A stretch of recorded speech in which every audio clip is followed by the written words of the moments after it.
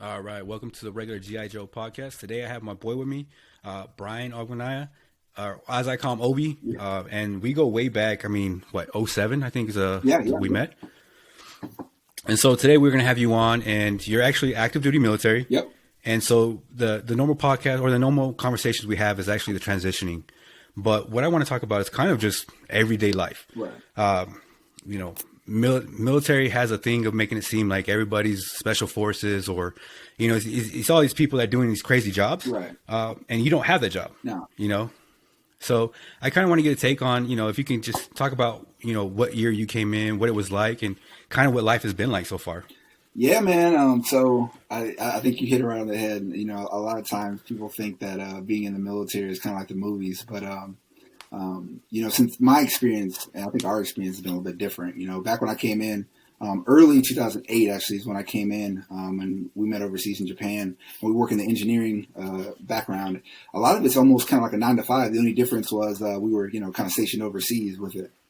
I think when you really feel like you're in the military, when those deployments happen, right? Like, because the 9 to 5 is really just, you put on your uniform, you come to work, you take care of projects, you fix buildings, etc. You process a bunch of paperwork, right? But from a day-to-day standpoint, it didn't feel much different than it definitely didn't feel like what I expected it to be when I was watching movies as a kid, man.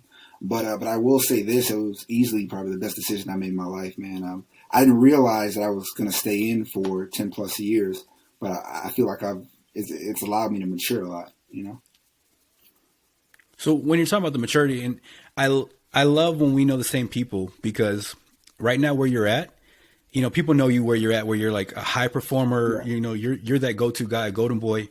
But I knew you when you were a dumb shit. You know what I Yeah, mean? yeah, facts. You know, Yep, right? So, yep, if you can, once I'll tell a quick story about you. Is like we're in Japan, and I remember you didn't want to pay for insurance, yep. so you didn't have insurance, and you got busted for that. Frugal to this day. Yep. Yeah. Well, you were even taking like the toilet paper issue. But you know what I mean? When it goes to something like that, how did you have that change where you went from a kid who didn't care about having insurance, didn't understand the consequences of things, to Right, where you right. are now, where people can't understand that? Yeah, yeah. So I remember, yeah, I didn't. I thought I was getting over on the system, right? So I bought insurance for a month and I kept the paper for it, but I didn't renew it, and then I ended up getting caught for it. But I think it's really, when I came in young. My mom actually had to sign it off. I officially joined when I was 17, but by the time MEPS and all that, I was like fresh 18. By the time I got to my first duty station, but I think it's really just time, and I've been fortunate enough in my career to progress fairly quick. And I think once you kind of get thrown in those situations when you're leading individuals, and the military, being a boss in the military isn't the same thing as being a boss in the civilian world. Like, they expect you to be a parent, a boss, and like a fucking counselor too, right? So once you're leading other men and women, whether you're young or not, it kind of forces you to mature. You know what I mean? And that, and plus, the environment we were in when we were single, you're around other immature motherfuckers playing video games and not really having a care in the world. It's really just, hey, how can I, make it to the weekend and party some more? And then you change from that, you get married, and then no, you're not around your friends as much. You kind of have time to look internally, and you realize, hey, man, this is my values. I got a kid to worry about. Now I got 2 kids to worry about. So I think that really played a big role in my development. Yeah, because I mean, I saw you when you were fresh off the airplane, and I picked you up, Fucking looking raw, and you're right? in your blues. Yeah, traveling overseas in Yeah. blues. We didn't know where you were at. We almost like we're gonna throw AWOL at you because you didn't respond to an email. Random stuff like that. Yeah, But yeah. and seeing that development, where when I went back to work for the same, we worked in the same organization, Yep. and seeing the man you became, I was like, wow. Like, I knew you had grown up, but I didn't know you became that guy. What are some of those things that beyond marriage, having kids, that you saw that actually helped as well, like eternally? Man, honestly, and I don't know. I wish I could kind of pinpoint where this came into, man. But I really got into just self development. I just kind of it started with reading a few, or really listen. I'm not really that much of a reader. I force myself to, but I prefer listening to audiobooks. And then once I started listening to those on the ride home, or in the morning working out, etc., I kind of became addicted to them, right? And then I really just got deep into self-improvement. So a lot of those books, I know some people don't really believe in you can learn from a book. You have to kind of learn from doing it. I believe there's a balance of both. But I do think those that hunger for, those self-development books, I was able to pull little pieces from there. You know what I mean? And one thing that I learned is, I used to try to kind of make benchmarks for myself. I need to listen to 12 a year. Now I'm more of a I want to make sure I fucking understand when I'm actually, getting in. And I even re-listen to old stuff because once you get older, I feel like they hit a little bit different when you're more mature enough to kind of grasp it. Some of the stuff might have went over my head when I was younger. So I really would put a lot of the credit towards that. And of course, mentors around, whether you realize it or not, indirectly, you've definitely been a good example for me. You know what I mean? I try to pull from a little bits of all the individuals around me to, put in my own tool bag. So what's one book that you thought that really helped set it up for you? Man, there's a lot, My, probably the biggest one, I'd say, the one that kind of got me in the mindset of reading a bunch was called The 4-Hour Workweek. I think it was different, man. It definitely showed you how to kind of think outside the box. That was huge. The most impactful one I've read as of late, probably the last 5 years, was Can't Hurt Me by Dave Goggins, man. That shit was, I've probably listened to it about 3 times, just talking about, just really telling you how your life is really a product of your mindset. Right. But yeah, I'd say to date, Can't Hurt Me that's huge. I think one of the ones for me that I like the most, to this day, I think is the most motivational book that wasn't meant to be motivation, was Outliers. Oh, that was dope. To me. And the reason why I say it's the most motivation is because when I read it and he was talking about someone's grandfather did this, and so his son did this, and because of that, the grandson was able to do that. To me, having 2 kids as well, it kind of put that thing on sitting there saying, man, what you're doing now is setting up the next generation. It's going to set up the next generation after that. Yep.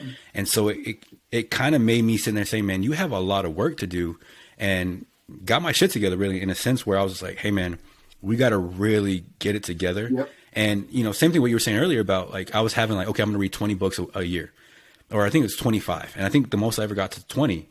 And then I've kind of this year really not really cared about how many books, just kind of I kind of have a model saying I'm going to do 5 financials, 5 real estate, and 5 self-help. And then anything else, cool.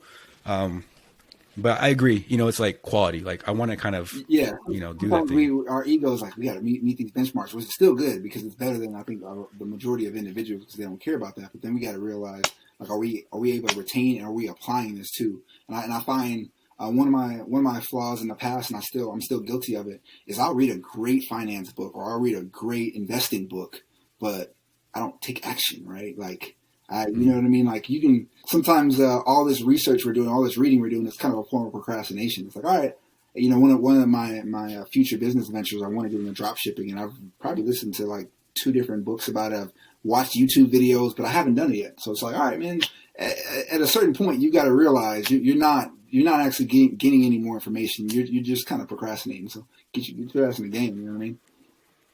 Yeah, man. It's just and it's crazy because I think I read Tony Robbins' book Invincible, or I think it is, or Unshakable, I think. Yeah. And it was about index funds. Yep.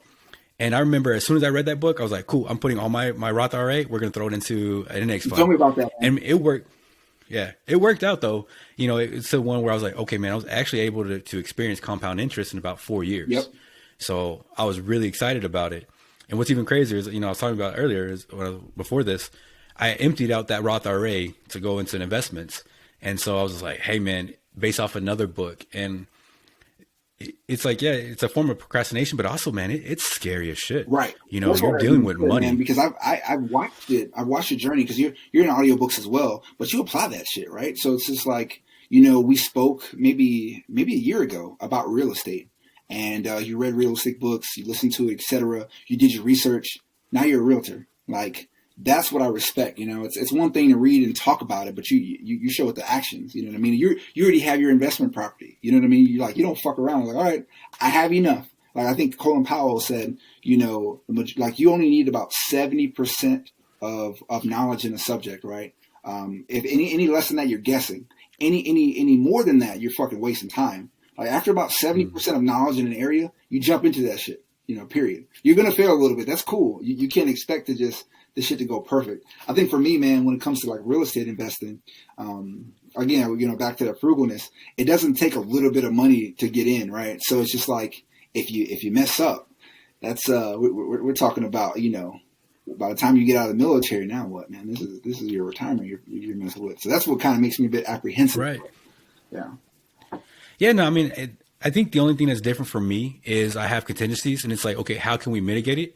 But I think I am a lot reckless. I'm very like calculated at things, but I am very reckless at a lot of things where I'm just like, fuck it, head first. And it's part of my personality where I have this weird personality trait where I'm either hot or my cold. And so, it comes into jobs where if I get cold, I leave, or I'm hot, I'm amazing in it. So it's like, for me, it does become a problem. And sometimes I have to ask my wife, like, are you like nervous? Cause it's like, imagine telling your wife, you're I'm 35 and telling her like, hey, I emptied out our savings. Like, wait, what? Like, I read a couple books and I'm ready. I think we can do this. And it's like, wait, what? And it's like, I think we're going to go ahead and try it. Right. In the Air Force, like as a 3-6, like one of the things that I learned, on our first base, their ways of teaching you is basically just throwing you in the fire and letting you fucking drown and you figure it out. Like, a lot of folks won't really know the terminology, but there's a thing called a unit control center where you're basically preparing for like an emergency wartime situation where you're legitimately getting fucking bombed and the base is under attack, right? But it's simulated. We call them exercises. And the best way you learn is they're like, yeah, I mean, we could tell you how it works. We're just going to throw you in there. And 6 months ago, you were just in fucking high school. You didn't know what a bomb was or a nuclear threat was or mop gear was. But we're just going to throw you in the fucking worst scenario ever and just watch you crumble for 12 hours. And then you get to do it again tomorrow. And I think that mindset has kind of it's helped you, right, in the civilian world. Because now you're like, all right, man, like, I'm not going to learn until I do it. So let's get it. Yeah, rip that Band-Aid off. You know what I mean?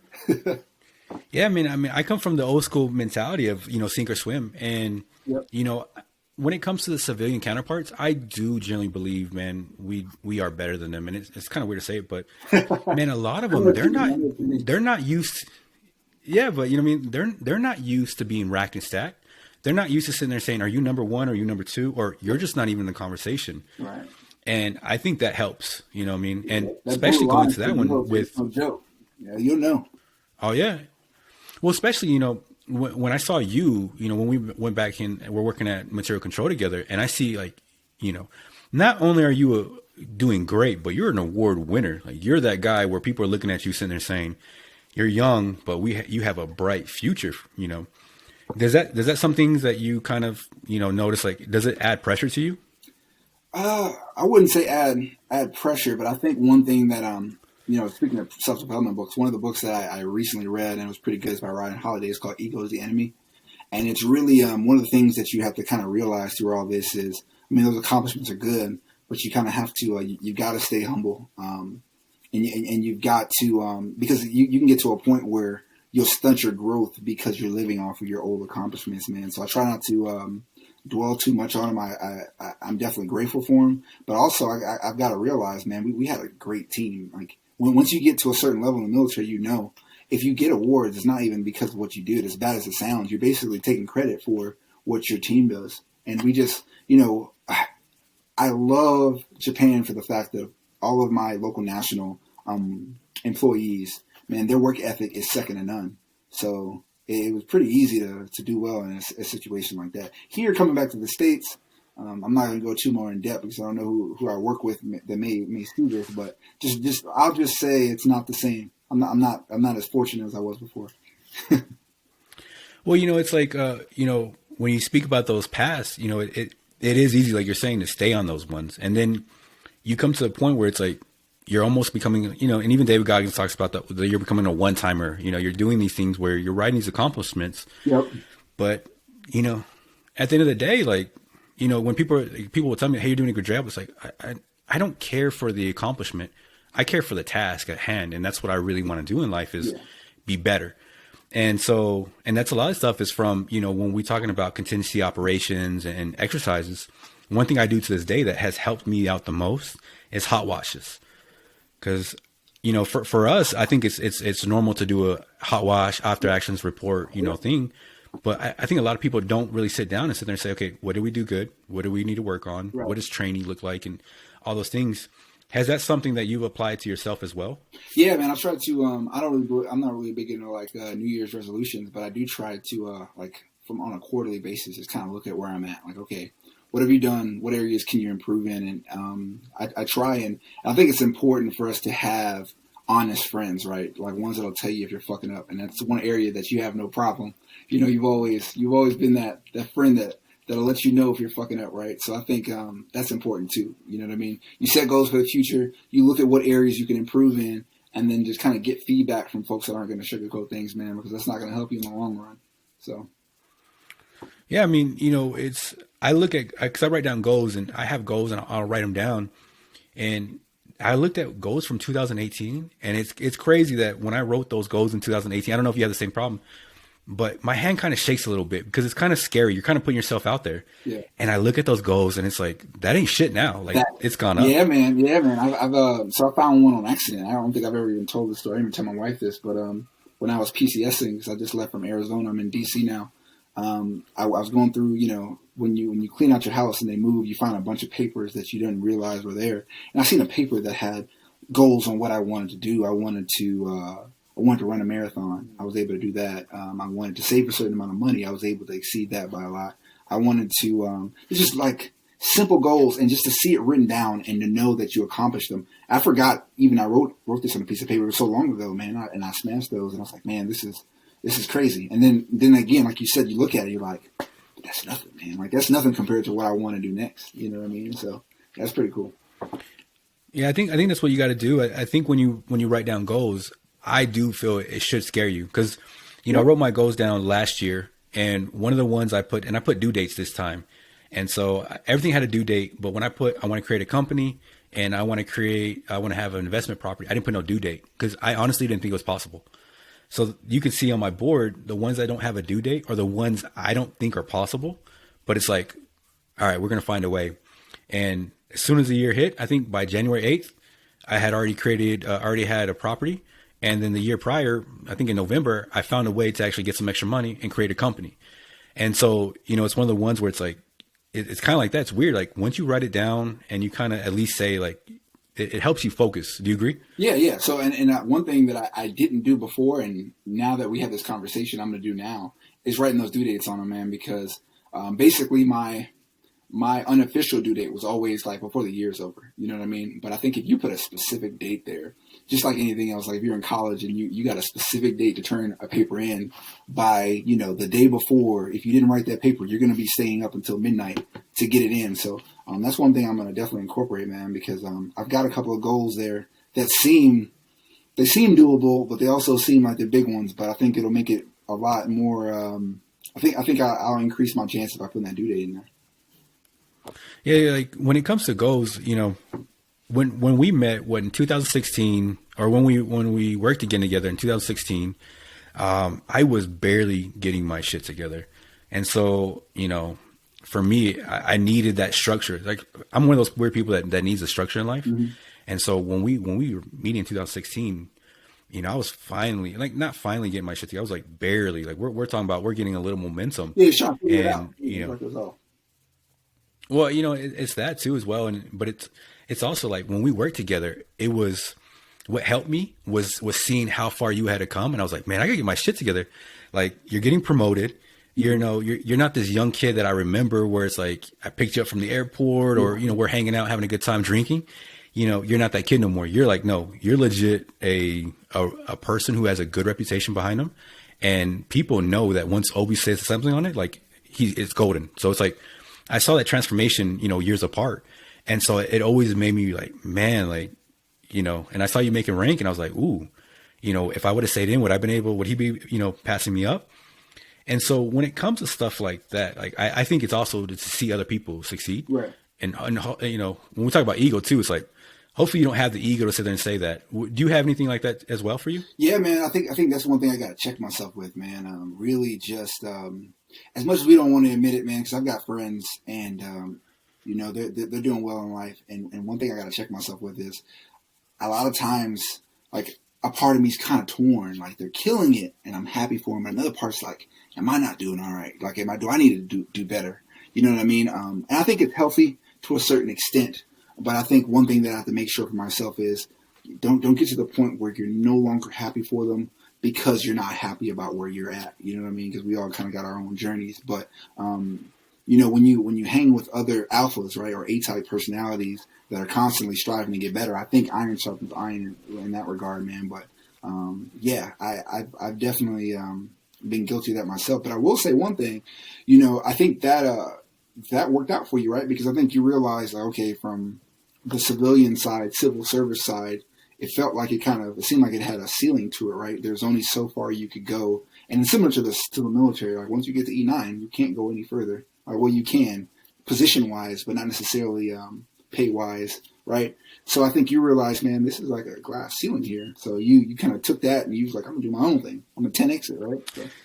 Yeah, well, not really, actually, man. Actually, I got more depressed because, like I said, you know, there's a part of me that has never gotten out of the military. I'm still that guy who's like still in. Right. Like, I'm that dumbass guy who's talking about hot washing, you know, like I have a weekly hot wash. Like, who the fuck does this dumb shit, right? Yeah. I still have weekly meetings that, you know, I have a Monday, Wednesday, and Friday meeting. Like, I'm still PT in the morning. I still call it PT. And so for me, I never truly left. And so when I see you get promoted, you know, I'm like, man, it's a bit of a depression because it's like, I wish I was still in. Mm-hmm. You know, when I saw Perez get thing, I'm like, man, you know, I could have made that rank. Yeah. Or, you know, when I saw you made mass, I was like, I could have made that rank. You know, when Holmes got promoted, I'm like, if I would have kept it up, could I make, you know what I mean? It's one of the ones where I still feel froggy. Yeah. You know what I mean?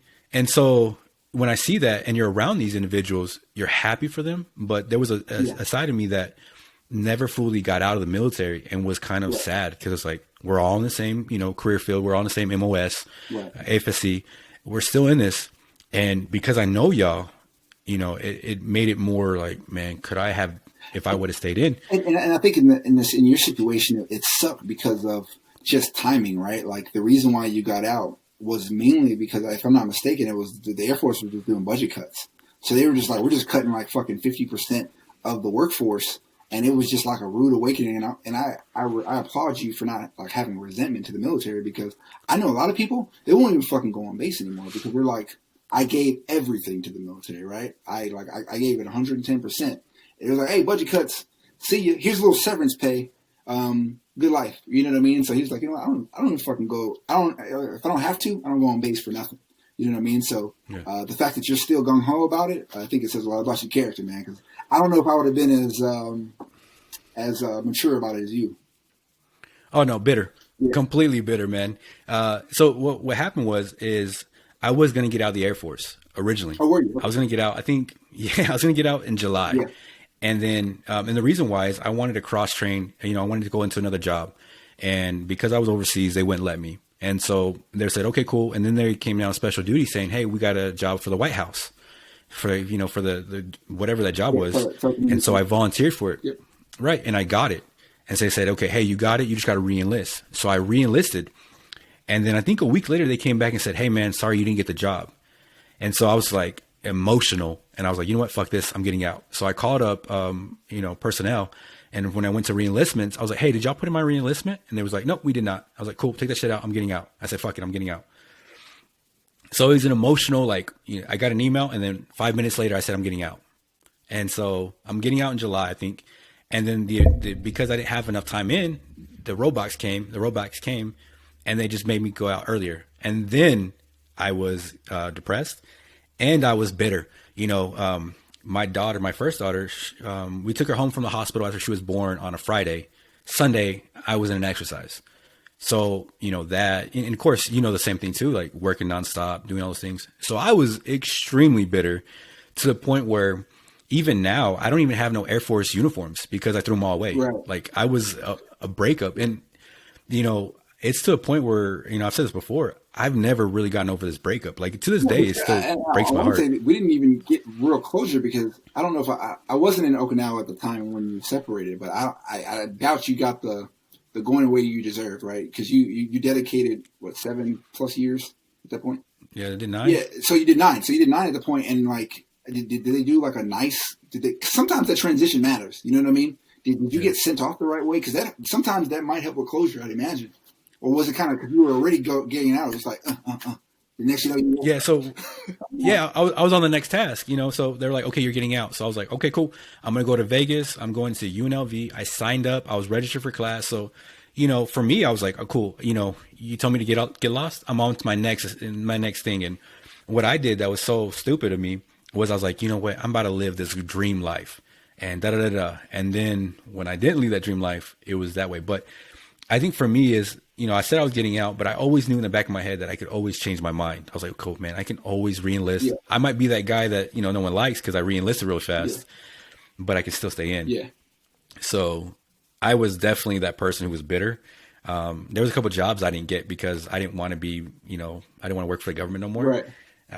So no, yeah, I wish I was that guy who had extending character and stuff like that. No, completely heartbroken. But when we worked together in 2016, I was glad to be back in it, right? Like I almost felt like I was back in it, but for me, it was more depressing as well because I wasn't. Yeah. It was more obvious than ever. Yeah, it was because you're like right next to it. You know what I mean? You're basically because at the end of the day, I feel like there's really subtle differences between when you're civil service and you're active duty, with the exception of maybe deployments. And at that point, we're deployed in place. You know what I mean?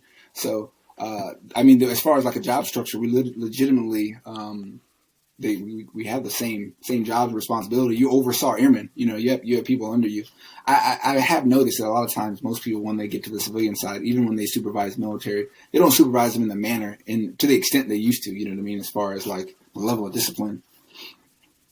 Well, like, I was reading books about like Jocko Willink's book about like, extreme ownership. Yeah. And I started actually taking the time to learn about leadership because what I was doing when I was in is I had that idea that, well, because I'm the NCO or whatever, you're going to listen to me. And so I kind of had a foot to ass mentality, the old school mentality. Yeah. And it didn't work. Those things just don't work in life. And I actually started learning about leadership and actually learning about like how to actually have people work for you because they want to and actually kind of motivate them in life. And, speaking about that leadership, where does your leadership come? Because I noticed your leadership, like abilities had grown beyond belief. Man, I think for me, I just try to draw on like what is. I'm not really big into that whole dog and pony show. You know what I mean? I realized early that I didn't want to just be the stereotypical like read from an Air Force manual type of leader, whether it be NCO or senior NCO. For me, it's like, okay, what makes you tick, right? And for me personally, I like taking care of people, right? I'm pretty empathetic. I look at it like, hey, I want to be that person that I wish I had when I was, younger. I think we had a supervisor. His name was my son Denny, and he was one of the first supervisors I've had in the military that wasn't just like straight like, I don't give a fuck about your feelings. You're a piece of shit. Whatever, just do the job or whatever. Like he was the first person I felt like actually showed that you can actually be nice, right? Like you don't have to like be a jerk to be a good leader, right? And I thought to myself, I want to be that person. One thing I had to learn was how to balance like, hey, we're cool. I care about you. I care about you personally, not just from a job standpoint, but also we got to get this shit taken care of. Because one thing when I first started, I was too nice. I was like, all right. But ultimately you got to find that balance between, hey, I care about you. I want you to be happy. I want you to enjoy coming to work, but also I want to make sure the job gets done. Because if it doesn't get done, it doesn't like they're not going to come to you. They're going to come to me. Right. So I think that's where I found it. And Sergeant Holmes, who we worked with together, Mrs. Ritz, I feel like they have similar leadership styles. So that's why we work together so well. Our whole section was more of like a family. Right. And, we spend the majority of our time at work anyway. Right. So you want to make sure that it's enjoyable. And by default, our section did well. We took people that were quote unquote dirtbags, right? Military term. And I think we turned them around, and we didn't necessarily need to do anything special. I think we just had to show them like, hey, we care about you. We used to go out to eat. It was a family. We turned into a family, man. So I think that is one of the key areas of my leadership style. And I realized like you don't have to like follow a manual all the time. I mean, it's good to look for advice, but like, hey, what is your strength? And my strength is caring about other people. So. Yeah, man, I've had a conversation, with someone, and I was like, hey, basically my leadership style is I give a flying fuck. And I said it so aggressive that way because it's like, you actually have to care. Yeah. There's a lot of people that are in charge, and I've been that guy. I've been, I was at E5 who was like, if you don't produce for me, you're dead to me because I need the mission to get done. Right. And so, and that's how that's how we were brought up. That was old school mentality, right? You got that from Lavin, right? That's kind of like how you were programmed. But in the same time frame though, what I had to realize though, reflect on was that's how I like to be treated.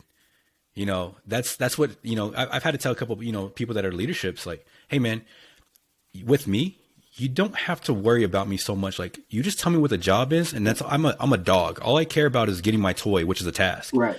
So, but that's also one too, where, not everybody, and have you experienced this where not everyone like doesn't really fall in line with you because you caring about them is not that big deal. Yeah, exactly. It's one thing you definitely got to tailor it to certain individuals, right?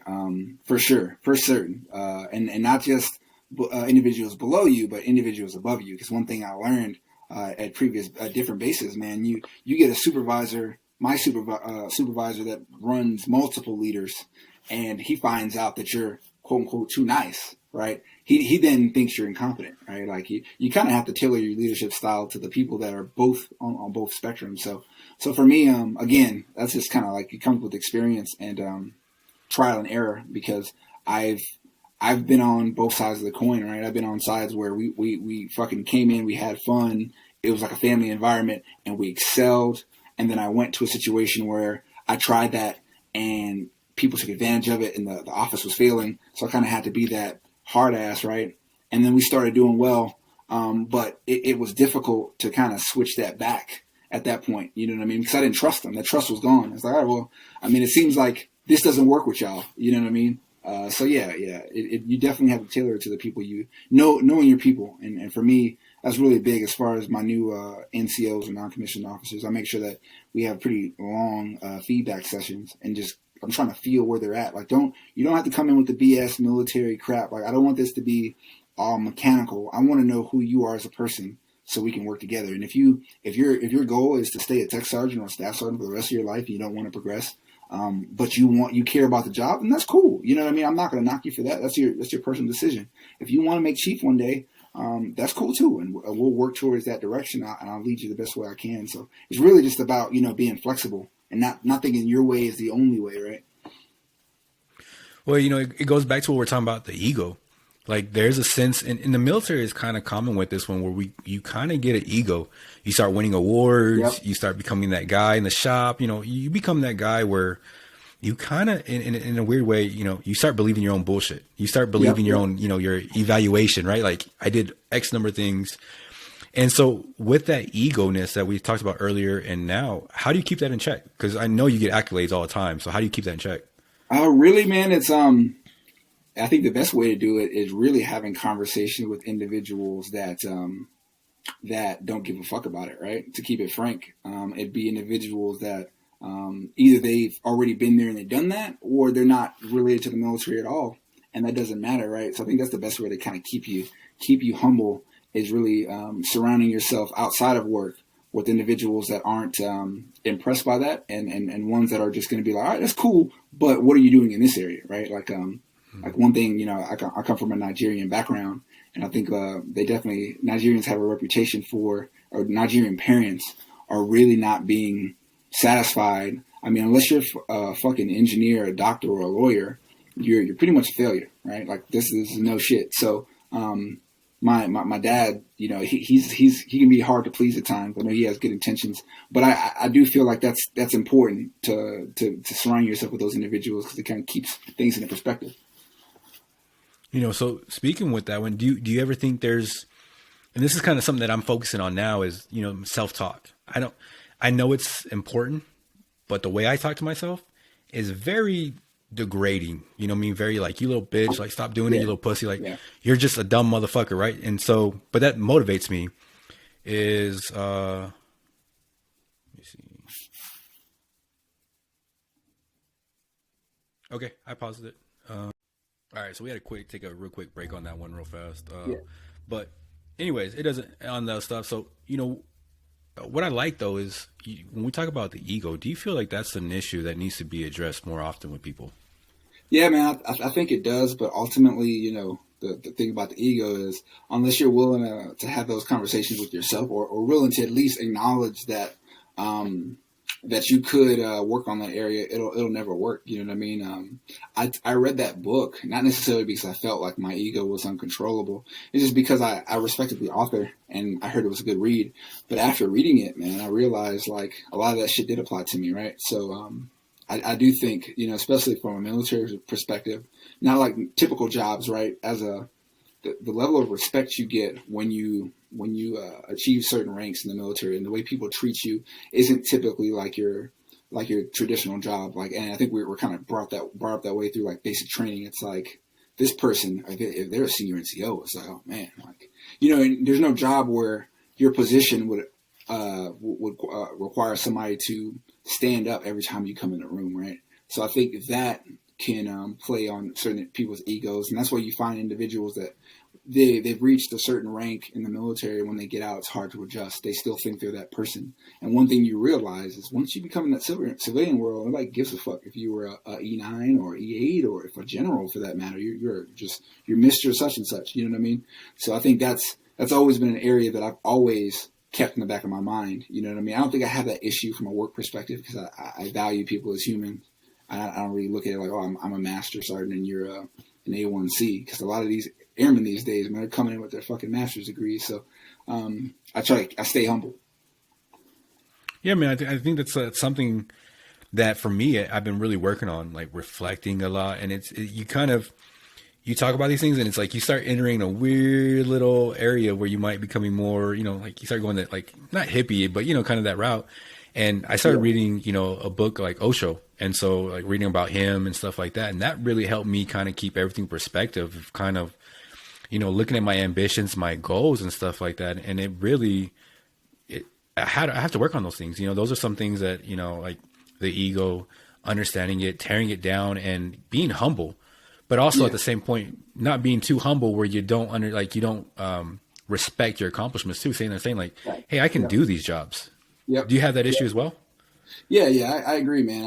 I think it's really like you were saying, man, that balance. And then that's for a lot of things, right? Because a part of you want to be grateful for what you've accomplished, but also, you want to stay hungry.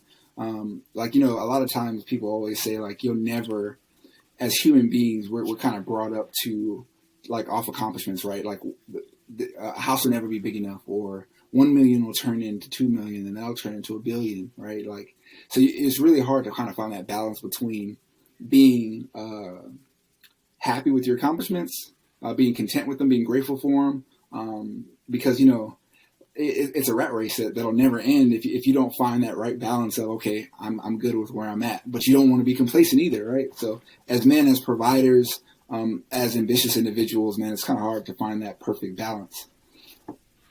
Yeah, I understand what you're saying because I'm in that same boat. And what I've been trying to do now is lead a life of fulfillment, a life of meaning, listen to Will Smith, when he talks about like, he wants this world to be better because he was in it. Yeah. And not that part where it's so ego, like you think the world's better. Like, no, but like you actually want to add value. Yeah, exactly. And for me, I read a lot of books on, I used to read a lot of books on finance, and then those books kind of turned into books about happiness, because ultimately money doesn't make you happy. It's the things that money can give you that may bring happiness, right?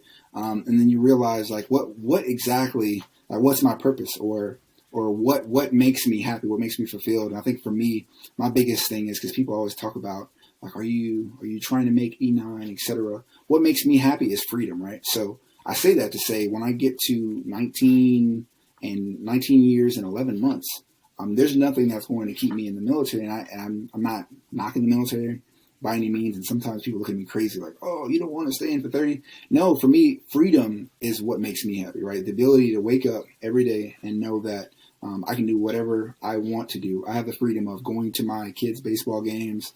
I can be engaged in my life. I can find, like, I have the ability to choose what I want to do, right? And I think that's why me and you, we talk about real estate investment. We talk about putting money in index funds. It ultimately comes down to freedom. I don't want anybody to control my life, right? So I think I bring that perspective with everything. You know, it started with like a really big hunger for money, and then it turned into like, okay, why do you want money? Like, what's the root cause of this? Like, what do you want? And I think for me personally, it's freedom. I want the freedom to do whatever the fuck I want to do.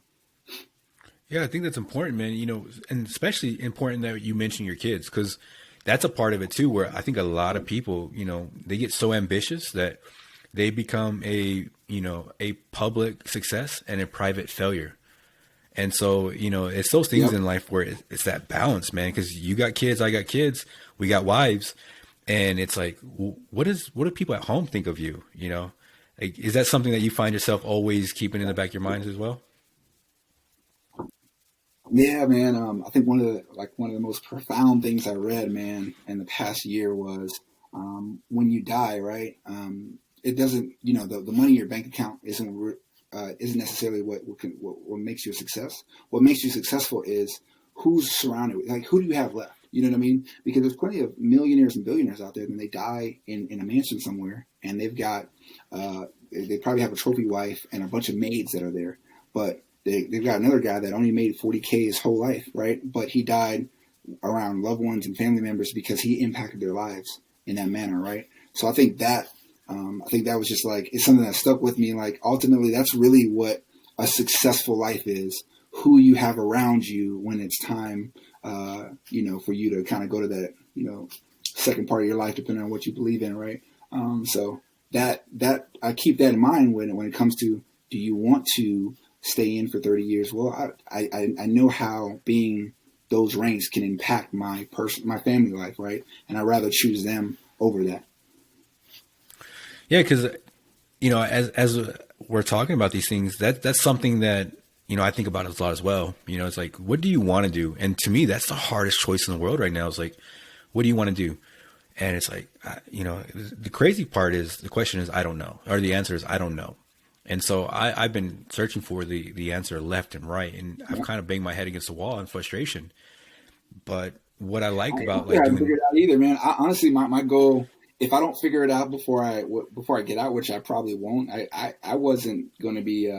I'm not going to be ashamed to say I'm thinking about possibly like hiring a life coach. You know what I mean? To help just figure it out. Like, what is it? Because they always say, once you find what you love to do, you never work again. I haven't found that yet. I found things that I'm decent at, right? I'm good at, but that doesn't necessarily mean I enjoy doing it, right? So I think I'm looking for it. But I think the good thing about what you're doing is, regardless of if necessarily real estate isn't your passion per se, you're setting yourself up in a way where your capital, your assets will help pay for you to look for what you want to do, right? Like, you don't have to worry about stressing about surviving while you figure it out. And I think that's one of the things that the military is able to provide me. Once I retire, I'll have enough with my, the investments I made. I don't have to rush to get a job. I can figure out what I enjoy doing. I can fail at it, and I can quit if I want to quit, like you did. Like you were saying, hey, I didn't like it. Next, like, I want to have that freedom. Yeah, I think for me, what I'm going to now is like, man, I really want to help veterans. And so I think I found, and it's so early to sit there and say like, I found it, this is it.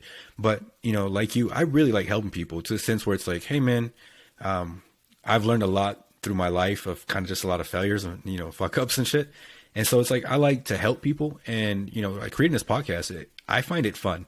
There's sometimes I probably should be working on getting a client, but I'm not, because I want to work on this podcast. Yeah.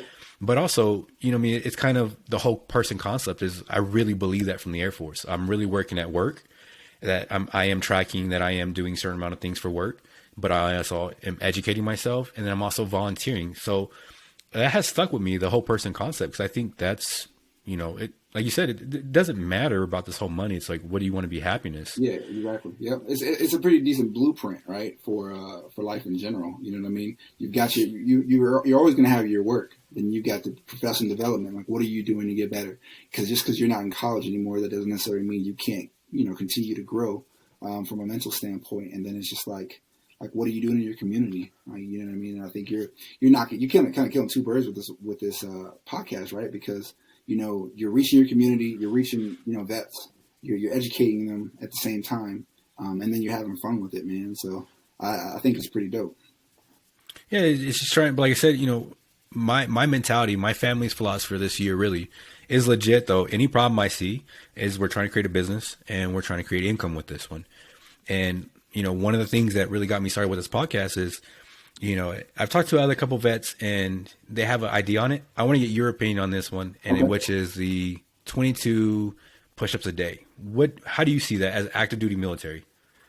Like, do I think it's a positive thing? Do I think it works? You mean like just my everything? Honestly, yeah. So I'm not really huge into like the gimmicks, right? I feel like it could be a bit gimmicky, but at the same time, I'm being transparent with you because you're my boy, man.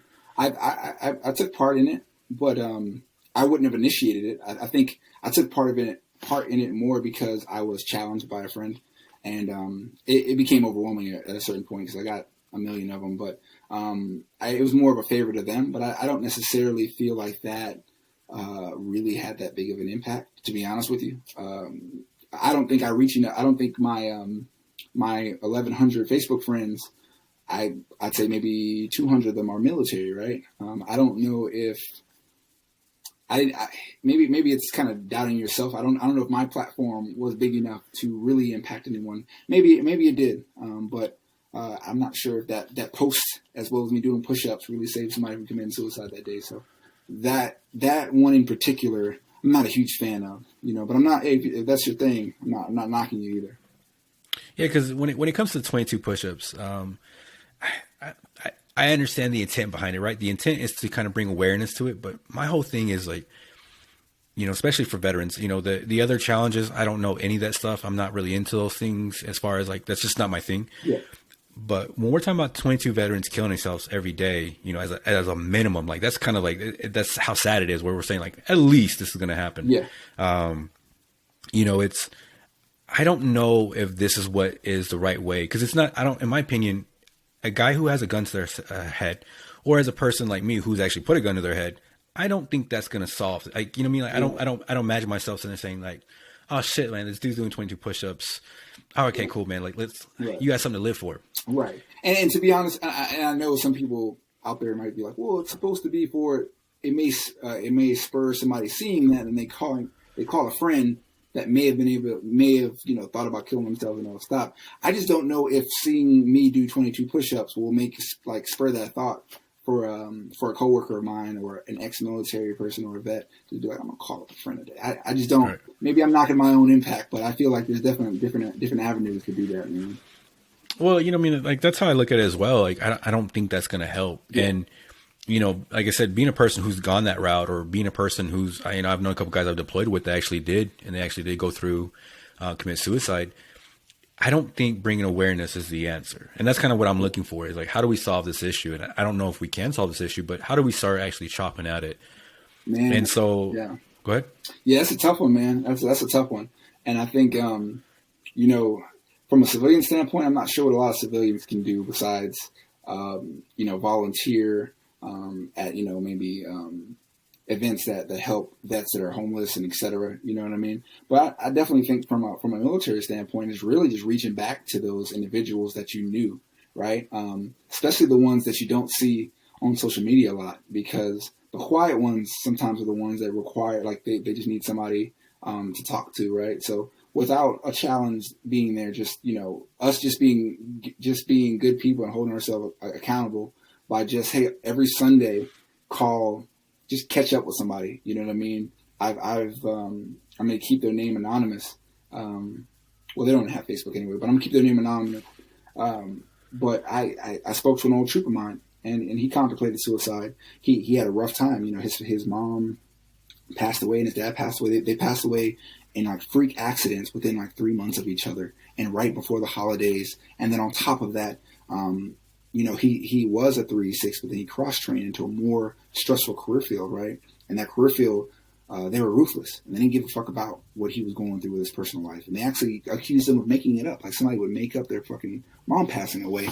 So he just had, and we're talking about somebody that was an A1 performer. You know what I mean? He's like the Barack Obama. Like, there's no like, some people are just, they show you this at work, and then when they go home, like, he is straight A all the time. And, life was just coming to him hard. And he was ignoring my calls for a while. Eventually, I was able to get through to him, and he's doing a lot better now, man. But it just tells you, man, this shit's real. You know, just because you're not dealing with depression, I've dealt with it before, and it was a beast. Like, I was like, man, you know, I used to be judgmental to individuals dealing with depression. I used to say, you know what, it's personal. Like, they need to get over it. Like, they need to realize it's not that big of a deal. It's not that fucking simple, man.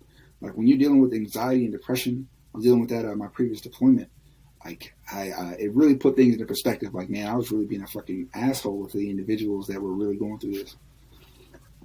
So when you bring up your deployments, yeah, what have you done since you've gotten back to really actually reflect on what are the effects of this deployment on you? Oh man, like, it's been, my last one was 2 years ago, and I'm finally maybe now get to the point when I'm normal again, man. I knew I was fucked up when I came home and I was snapping over like the littlest things, right? And then the point where I actually went to say I'm gonna go get help was I went to the movies with my family, right? And my wife said something. It wasn't anything big at all, and I fucking flipped out in the middle of the movie theater, and everybody just like stopped and looked at me, right? So next thing you know, that was the one scene, and the next thing you know, I look up and I'm at like a fucking red light because I'm walking down like a highway somewhere, right? Because I walked out of frustration to like, you know, because my mind was racing, and I looked up. I'm like, where the fuck am I? I'm at like a gas station because I was walking that far, and I looked, and the movie theater was probably a half a mile down the road. I was like, man, I'm not me. You know what I mean? I need to go get some help, man. And unfortunately, I feel like my therapist, you know, sometimes the military doesn't always put the best people in positions, right? Like this guy, he was like a divorced guy that's a marriage counselor. He does like therapy for people with PTSD, and he does like something else too. Like, he wasn't a specialist by any means, and some of his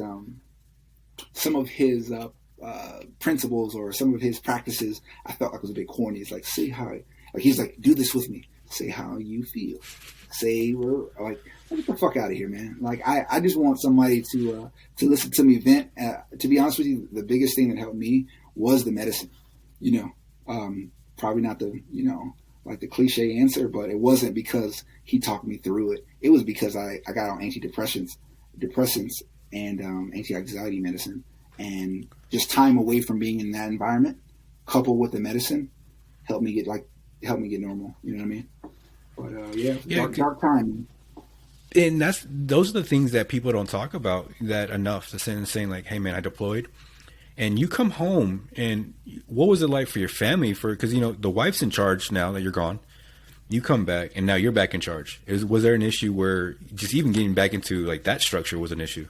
Well, shit, the part that I think ate at me, man, was just like I'm grateful. My wife was very, she had to make it happen, right? But I felt like they just created a life without me, right? Like they were good. I'm like, man. I mean, obviously I was still paying bills, but besides that, they created their own structure. So it almost feels like, what the fuck do you need me for? You know what I mean? So that was like an ego blow in itself. I'm like, you guys are like on auto fucking pilot. It's like, who's this new guy? You know, like, what? You know, we got this, man. We got this. We don't need you. You know what I mean? So that was a reality. That was like a shock to me, man. I was like, man, you guys really got this, huh? Like, I'm happy for you, but a part of me is like, damn, you don't need me. Like, what? So that's to tell me if I was to leave today, I would figure it out. You know what I mean? And it's like, damn, that's a gut punch. You know, you kind of want them to rely on you a little bit, man. But you know, kudos to my wife for taking that big that task and making it work for the family. But I can't say it didn't suck. Yeah, because, you know, when you talk about the medicine, I had a different reaction to the medicine. So I don't know what the VA gave me. I have no idea. I can't remember what it was called, but it was for antidepressants. Yeah. And I have literally told my therapist this, and that way I'm very clear, and I tell a lot of people this. If you put me back on that medicine, I will kill myself, because I did not like the zombie that I was. I just didn't like. Yeah. So I've tried different ones, right? And I will say I really had a lot of not giving a fuck, but I think to the point where I was, because I don't know how you were with depression, but I'm an angry person when I'm depressed. So I'd rather be in that mode than just a fucking jerk that, like, I literally only wanted to be by myself. And whenever I had to interact with people, whether it's at work or at home, they didn't want to interact with me because I wasn't you know what I mean? So it's almost, I had to pick the lesser of the two evils, man. I'd rather be like a quiet guy that was boring than a fucking dick, because I was a jerk, man. Like, and my thing was, I think it was because, you know, when you're going through shit and you're hurting internally, you want to put that on other people too. Like, misery loves company. So I was firing people up left and right. My therapist got to hear it too. I told him how I really felt, which I think he needed to hear it. Like, bro, you're not the best person for this job, man. Like, you like, because God forbid I don't think I was necessarily suicidal. I wasn't suicidal, but I didn't care if I died, if that makes sense. Like, if I died, it was no big deal, but I wasn't intentionally trying to hurt myself. But I didn't think anything would have mattered if I was gone or not, right? So I wasn't to that point. But God forbid if somebody was to that point, he wouldn't have been any help to him. I don't think so. Right. So when you're on that medicine, did that ever affect your marriage at all?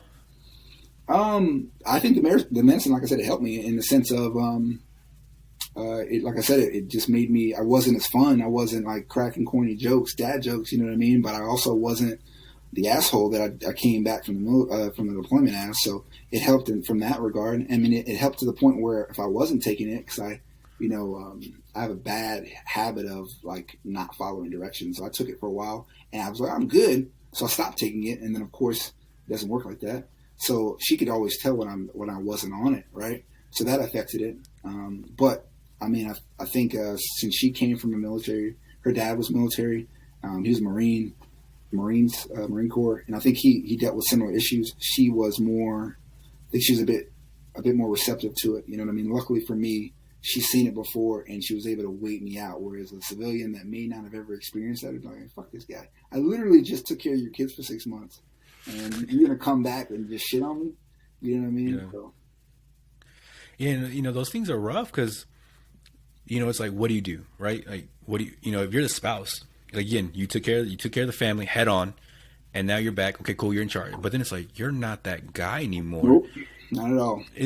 Is there a conversation that you and the wife had that's saying like, hey, I'm just not that guy who came. I haven't come back yet, or I'm not going to come back yet? She had to talk with me because part of me was, I think it's hard for me to put the label on it. You know what I mean? Because I'm not fucking a Navy SEAL, right? So I feel like a part of me feels like, who are you to have depression or PTSD or use that label when you didn't kill anybody when you're overseas, right? So you don't really deserve to have that. So I think internally I'm like, you don't have that. It's their problem. And then the more and more she spoke to me, like I said, it took that crazy incident at the movie theater. Mind you, I was home for about almost a month by then. And that was just probably the apex of it, but there was a lot of other in between ones. And she kept saying, you need to go get seen, man. You need to go get looked at. Like, that's not cool. And that moment was like my reality check, right? So, yeah, man, it's crazy. Cause again, like I said, I think I felt a bit, I felt like I didn't deserve to have PTSD. I didn't put enough work in, which is a fucking myth. Well, I know exactly what you're talking about. Cause that's something that I think a lot of us go through because we're so used to sitting there saying, okay, this is what it is. We imagine, the movies or whatever is what it's supposed to be. And it's like, for a lot of us, no, man. For the 99% of the military, a lot of us were on base chilling. Some of us didn't even deploy. There's those stories too as well. Right. And I think we get caught up in saying we had to fulfill this. It's either you're Captain America or you're this kind of movie star. And it's like, no, man, you and I were legit 3-6s. We were customer service for civil engineers or, and logistics. And so, because when I have that talk with people, they're like, what did you do in the Air Force? I'm like, I did customer service. They're like, are you serious? I'm like, yeah, I did customer service for civil engineers. And it's like, I'm really good at my job. Contingency operations, I'm good at too. But it's like, I literally learned how to be a customer service person and answer phones. That was like part of the job. Yeah. And you start off the first couple of years. It's like, first you're just, you're kind of fielding phone calls and it kind of evolves into now you're pulling all the data from the systems. I'm like, okay. Then now at the very top level, now you're working with engineers, like degree engineers for like projects and things of that nature. But you definitely, and one thing about the military, if you're not good, you'll stay your ass in the front. It's not like a guaranteed either. Like we used to joke about an individual, he'll remain nameless, but he was in for a long time, but he stayed behind those phones. Oh, Murray shall always be famous. Yeah, right. In my opinion. Yeah, I mean, it should always be, but because and that leads me to my second point where when people like I've had conversations with numerous people and they're like, "Oh, y'all veterans, y'all deserve so much." I'm like, no, I legit know a couple dumbasses. Like these people were skated their whole careers, Never gave and they get out. Right. Yeah. And they're getting out too, and people are kissing their ass, and it's like, oh, that guy's a dipshit. Those are the ones that around Veterans Day, their profile picture just morphs into that you know what I mean? She's the same fucking guy that, fucking DUI while on standby, you know what I mean? And you fucking trash the military every fucking chance you got. Now all of a sudden you're Mr. Patriot, man. So it's like, it's funny. I just laughed at it, man. Yeah, because those guys exist too. It's like I think because there's so many high performers in the military, people automatically assume, hey man, you get a little foot in your ass and you get a little act right. And it's like some definitely. I think you and I are definitely the story of that. But there's some it's like, no, it don't matter. They got 5 different foots in their ass. They're still chilling because they just didn't care. Yep. And so it's not a job where they would have fired you immediately. It takes time in the military. Like, it's not just that easy. I mean, they can get you out if they want to, but it's definitely a process. You know what I mean? So by default, it kind of kept them around for longer than they needed to be. Well, yeah, I mean, there's even some people who they was like, you know what, you're going to get out next year anyways. We'll just let you. We won't let you re-enlist. We can ride out the storm. Yep. But it's like they're still there for a year, right, making the same amount of money as the next person next to them, who's a high performer. Yep. And there's another guy who's maybe a B, who's maybe not the best, but he's doing his best he can. They're all making the same amount of money. Sometimes we reward mediocrity because it's easier sometimes to hide that individual. That's what you see in the military a lot. Because it may take you 5-6 months to get enough paperwork to get them out. It's easier just to give them a task that they're getting paid way too much to do, and then overwork the people that care, which it sucks. But that's kind of how it's designed when it's difficult to get rid of people, unless you have like legit reasons. Because you can be a perfect dirtbag formula is when you show up on time, you shave, you do all the easy shit, but you fucking underachieve at your job just enough where it's just like, oh, I didn't know any better. So you kind of can float, you know what I mean?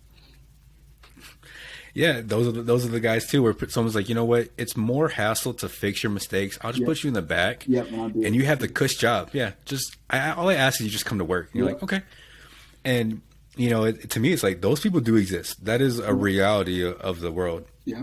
And so, speaking of like those ones that are kind of like that, is that something that you saw early enough in your career to sit there and say, okay, I don't want to be it, or like? Or thinking, I've thought about them too. Like they're kind of probably the smartest people we know. Right. So I mean, it's a balance, right? Because I think when I was younger and less mature, I looked at it from a standpoint of they're winning, right? Like they've got the best of both worlds. They're getting paid to do less. Kind of the same standpoint when you look at it from like, hey, I joined the Air Force, you joined the Marines. You call me chair voice, but at the end of the day, I mean, for me, you're mad because I have better living conditions. I feel like I'm the smart one. But one thing that I learned, and you know pretty well, is that unfortunately those same individuals that do float, they may not do as much work as you, but at the same time they don't have any respect, right? Like nobody respects them in the unit. It's kind of like an written thing that they're that they're not viewed well, right? And I think from a pride perspective, and I'm a naturally ambitious person. I think once I got past that age, like once I get past like the age of 20. I realized I don't want to be that individual, right? So I think that pride in my last name was more important than getting over. So, and that's I think that's how the military makes people work more for a little money, honestly, because it is a reputation. It is one of the ones where you want to work hard because you want people to sit there and say like, "Hey, who's this?" Like, "Oh, okay, it's good to go." Yep. Because of this individual, we know it's good to go. Exactly. And like I said, I think that's a balancing act that we have to really start instilling in the military, because that is great to have that drive. But after a while, you can start believing your own bullshit where you start thinking everything you do is gold. Yeah, right. There's a saying that, the way you do one thing is the way you should do everything, right? So just like, it's something that I try to keep in mind, whether it's, if you wake up at 5 a.m. to get a workout in before you go to work, which I try to do, right?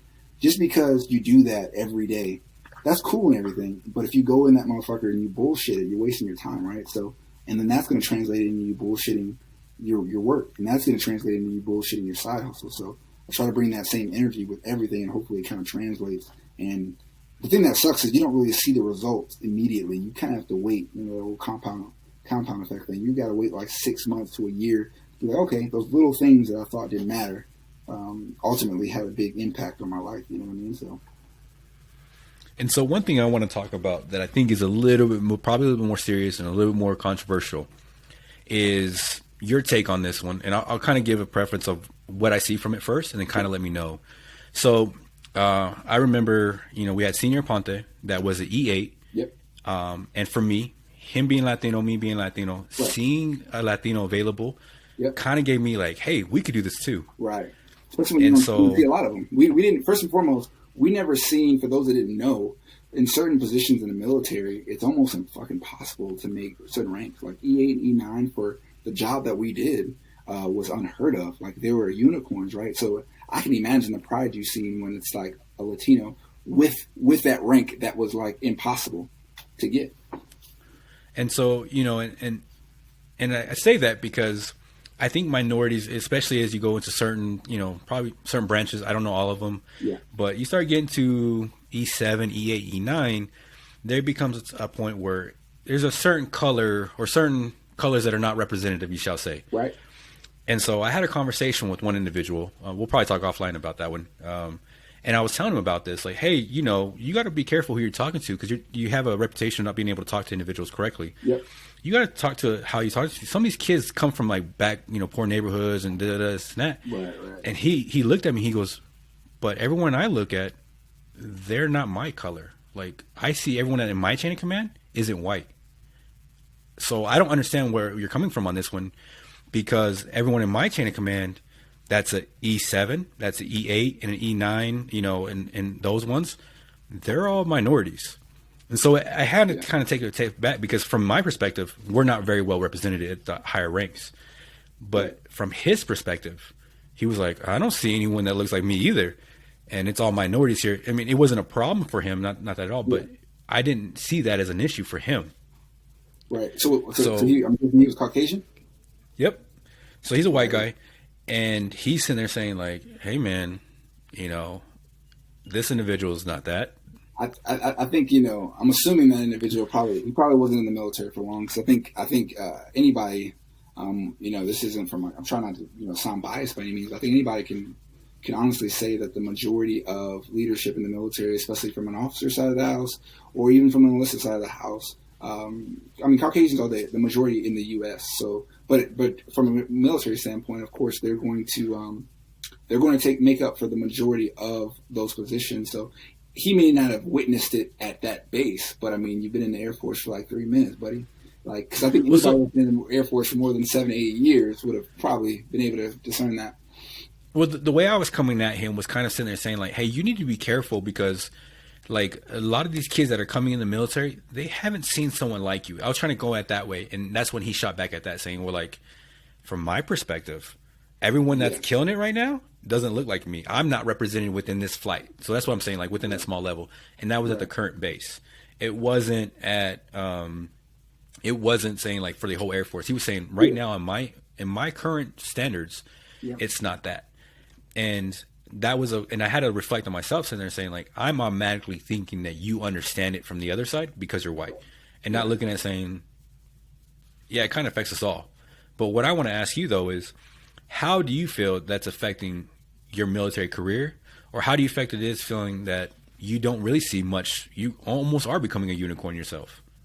Yeah, man, it's something that, I think that's one of those things that you're going to have to experience, whether it's the military or on the civilian side, and I think representation does matter, right? So I think that does kind of give you an additional chip on your shoulder to make sure that you don't let down the individuals that may look up to you, right?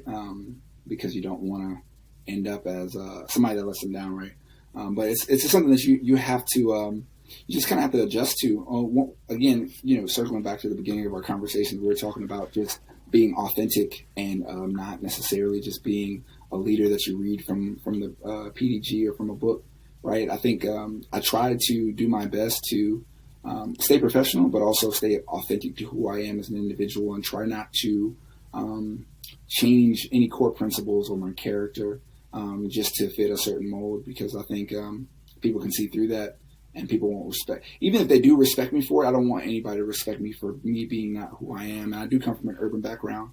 And I was paranoid, man. I spoke to one of my mentors about before I got, I don't have a full sleeve, I got a half sleeve, right? And I think, whether people want to admit it or not, there's some certain stereotypes that minorities have to deal with that Caucasians may not have to deal with, as far as with tattoos and things of that nature. So I had a long talk with him.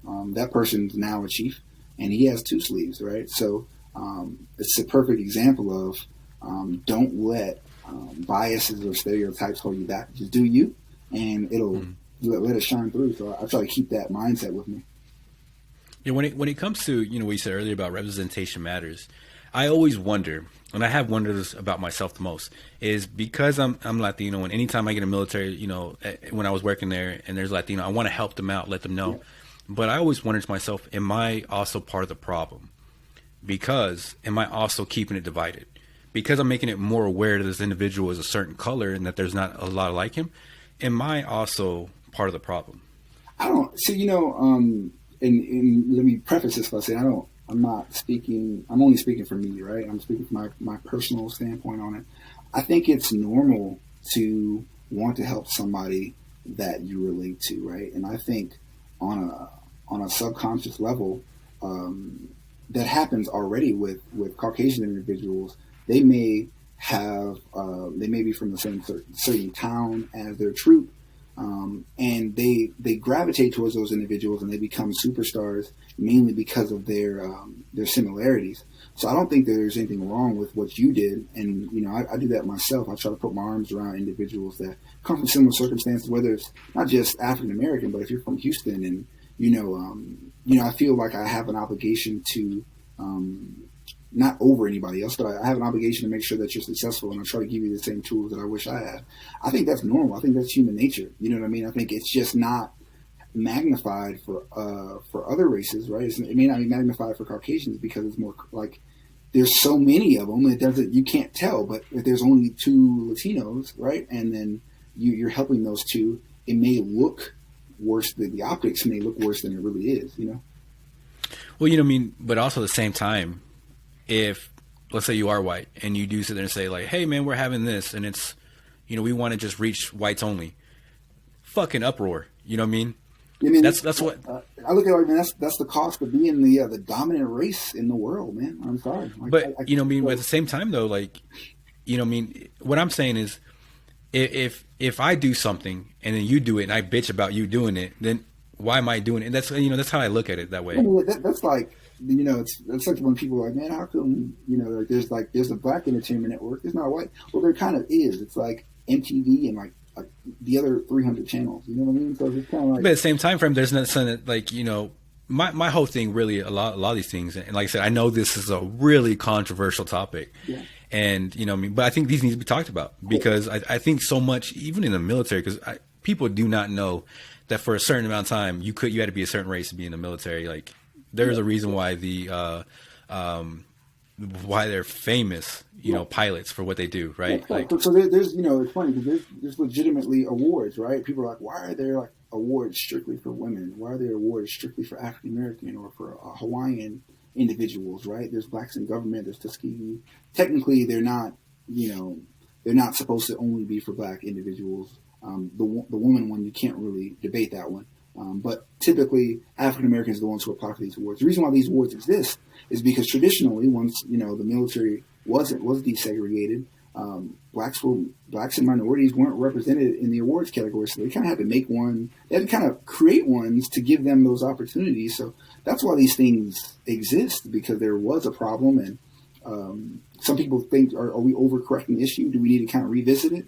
Or maybe we do. Maybe that's a conversation that we need to have, but let's not pretend like it's always been great. You know what I mean? I think that's where we stunt our growth, when we try to ignore ugly histories that we have as a society or a nation. Yeah, I definitely think we got to talk about the ugly, right? Yeah. And so like I love to talk about the ugly because it needs to be addressed. And then my only problem is there a problem where I'm not helping us go forward because now I'm still talking about the ugly? You know what I mean? Like, yeah.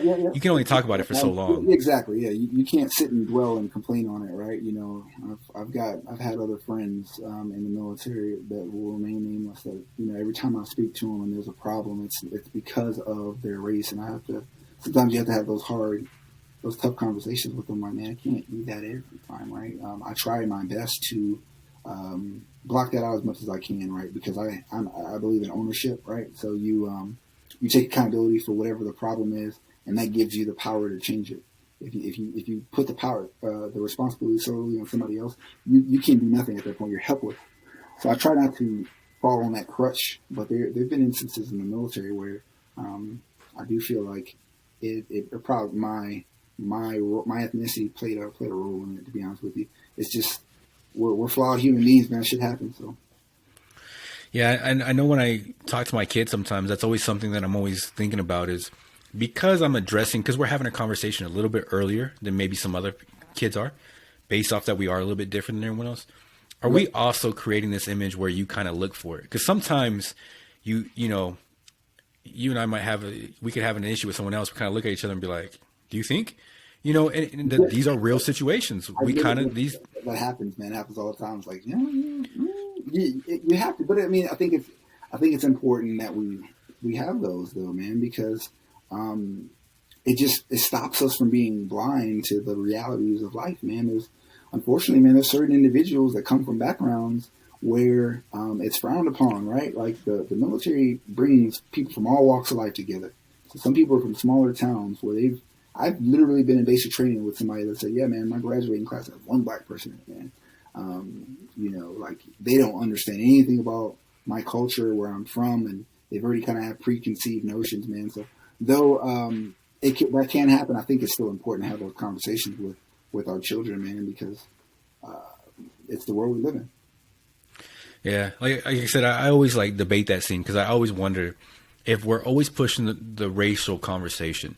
Is there a problem where we're always creating there is, like, if we didn't know there was a such thing as a race, or you and I, and we're having a problem with someone else, and we look at each other, and there's always that look we can always give each other, kind of look at each other like, are you sure? Right. And you'll be like, yeah, you know, I'm kind of worried about this too. Would that have happened if we weren't taught at a young age that, hey, you are different because your skin color? You know what I mean? Like, this is something I'm always thinking about. Yeah, I think that's fair to say. I think it's fair to say. I just, you know, for the rare instances where, you know, your child may be in a situation that could impact their life, or you know, it's a tough situation. That's why I think it's important to have at least some talk. But you know, you don't want to be that individual that brings it up too much, because then now you're conditioning them in a negative manner, and you're creating an equal problem by creating somebody that might resent someone for something they haven't even done yet. You know what I mean? And you and I both know a lot of people that are not minority at all, and they're good people. Like, they just genuinely care. And so that's why I always worry about that, is because in your life, man. Yeah, like, I think there's just people that are, and you know, there's people that come from certain areas where you would, like, it's easier to sit there and say maybe they're feeling this way because they're from an area, but they genuinely care about people, and they just, you know, and so that's why I always have to have that devil's advocate, because I already have too many instances of knowing other people that's like, it's not true for them, you know? Yeah, right. Exactly, man. I think that's, I'd say 99.9% of the people that I've met in the military that are not minorities have been great. I've met a very, very small percentage, because it's difficult to confirm, right? These aren't conversations that people have in the open. They're conversations that are happening behind closed doors, and a lot of it's like left to your intuition, like, it doesn't seem right. Like, your gut tells you, but there's no proof, because people understand that it's legal now. Back in the day, you could have been more open, but you can't now. So again, the majority of the people I've met have been stand up. So. Yeah, I think that's important to kind of talk about those things, because, you know, especially with today, the news or whatever, you kind of see, like, people are almost really quick to say these words, and it's like, I don't know, because the only kind of discrimination I faced was when I was stationed in South Dakota. I took my car to the shop, and this guy, you know, came out in a classic, you know, dude with a big gut, with some overalls, no t-shirt, just said, "Hey boy, you need to get out of here."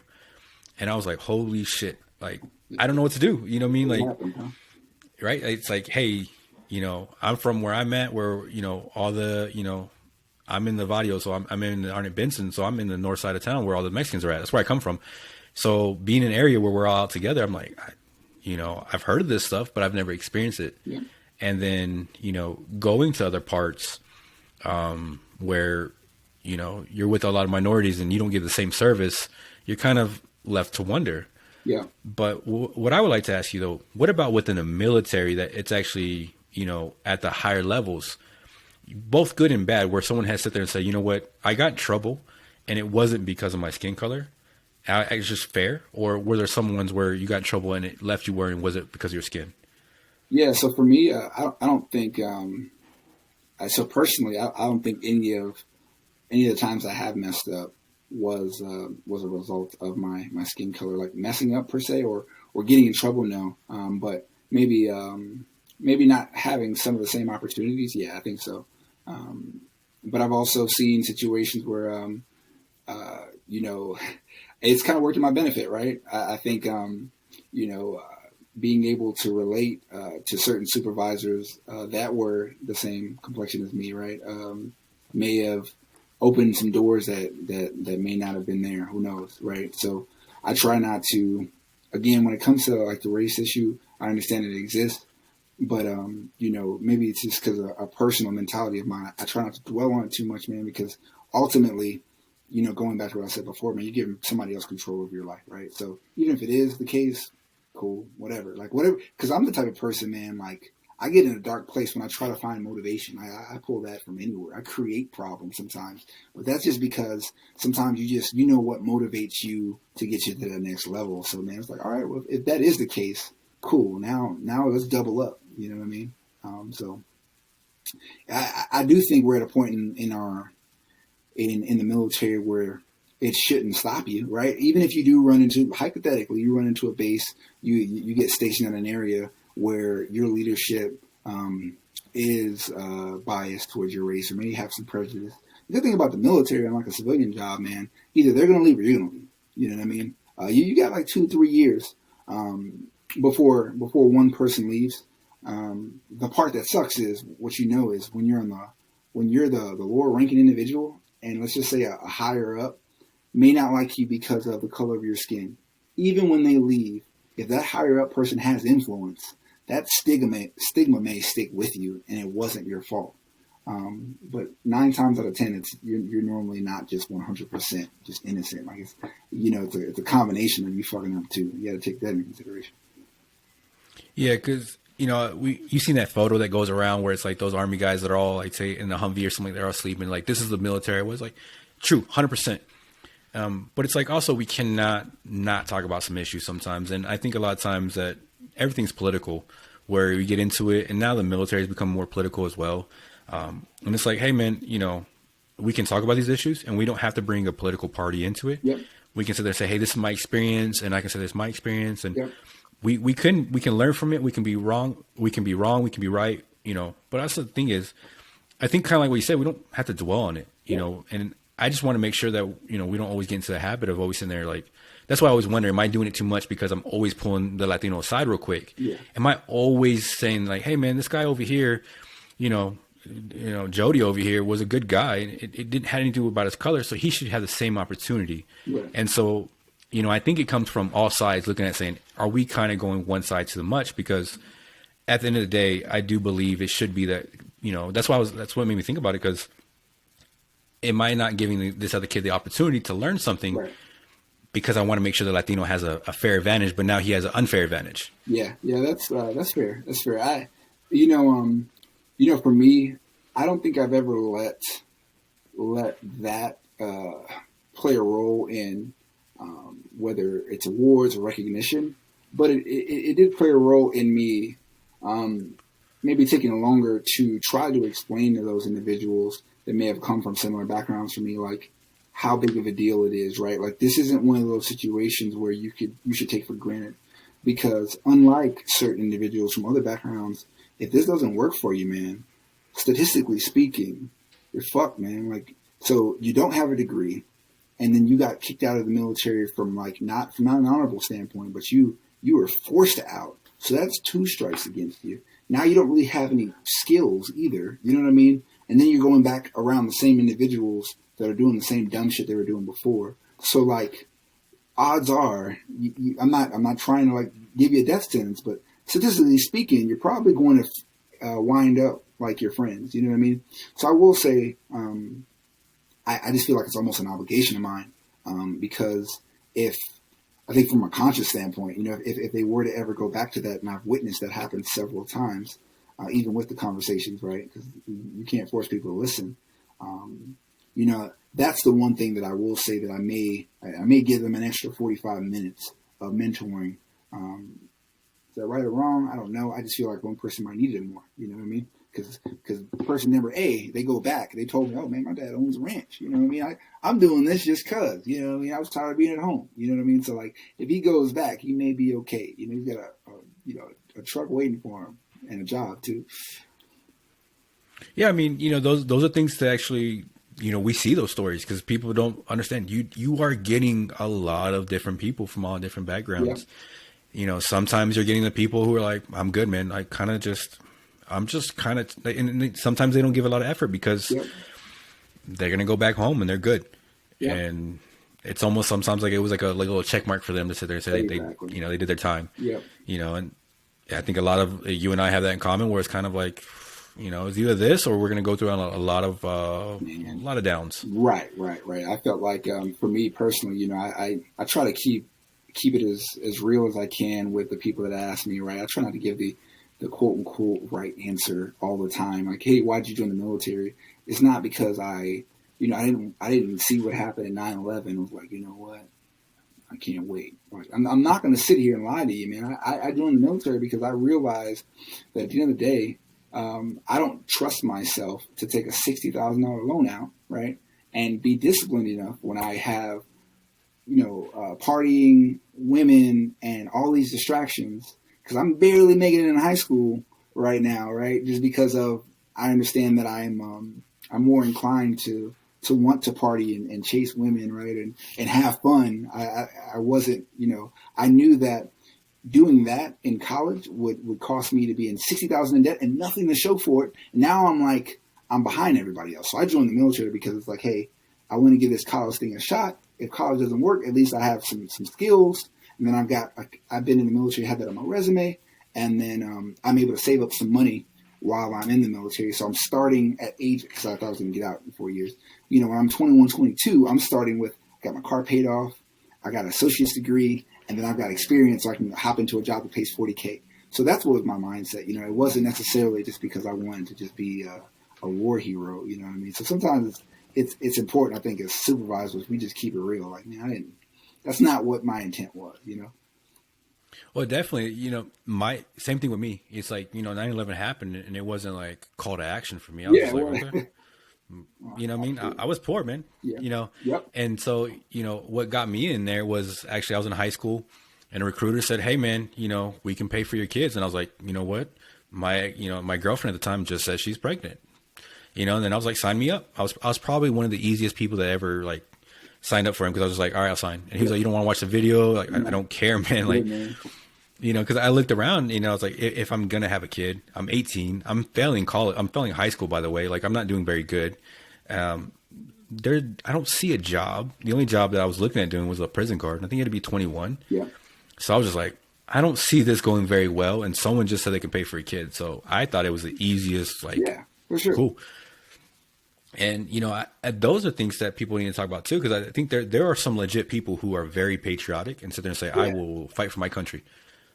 There's a lot of us that are like, I need a way out. And I feel like, at the end of the day, I respect those individuals the same. I just think we just need to stop with, I'd rather us be transparent and let it be okay to just be honest. Like, hey man, I joined because of the benefits. I didn't join for like a selfless reason.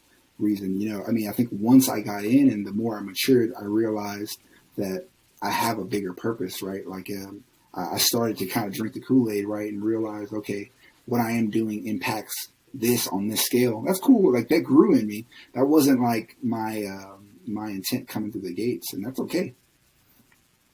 Yeah. That's also, it has to be okay. Right. Cause it's truthful. And, there's always going to be some that feel the need to fight. And there's going to also be some see like, I'm just looking out for me. Cause yeah, I don't really have a lot of options right now. But, and it's also like, I'm very patriotic now. Yeah. But, 17, 18 years old, I could care less about anything around. I didn't even know anything. Yeah. And so that's true. I think that's also something that, we kind of, I hate to say it, but a lot of people that are like that say what they joined, you're like, damn, dude, it makes me feel like shit because I know that wasn't even close to being my answer, you know. And also, like, the reason why I joined the Air Force was also because I was like, I'm looking for the easiest gig I can find right now. You know what I mean? I'm not gonna lie to you. I'm not gonna lie to you. And I was like, you know what? You know, I've heard the horror stories about these, you know, folks sleeping out here and like they weren't even sleeping in tents, man. They're just out here sleeping on a straight floor and like in the field, man. That's not me. Not cut from that cloth, man. I prefer I not know. to, you know what I mean? So, I mean, again, more power to you. But if you're telling me that we can be in the same, we can be in the same not the same service, but we can work for the same government, get paid the same amount of money, but I get to be behind a desk and, you know, writing up things. I give me option B all day, you know. You know, but when it comes to working in the Air Force, I really do believe that being in the Air Force kind of helped me prepare for a lot of, especially our job. It has prepared me for things that I had no clue I had a skill at, that I didn't know were skills, you know. Yep. You know, being able to talk to somebody or trying to let someone down who's higher ranking than you and let them know they can't get what they want because of, you know, whatever issue. Yeah. That has served me very well in life. Yeah. I mean, just in general, man, I think because I came in so young, the basics. I mean, I didn't know how to properly format a business email, right? Like, or just correspondence, or public speaking was another thing, right? You're kind of forced to on a weekly basis, you know, navigate. Now when you get, you know, higher in rank, now navigate the politics in the sense of realizing that there are certain cliques, man, just like fucking high school, you know what I mean, on a bigger scale, of course, and people are just there, you know, they're in certain groups, and if you don't go golf, you know, if you don't come to that event at this time, it could affect you. So yeah, I mean, I think all those things prepare you for like corporate America or just the real world in general. So yeah, I mean, it's one of the ones where I'm very grateful that I went for the Air Force. And that's why I say, like, I think we have a lot of things going for us, you know, when it comes to civilian counterpart.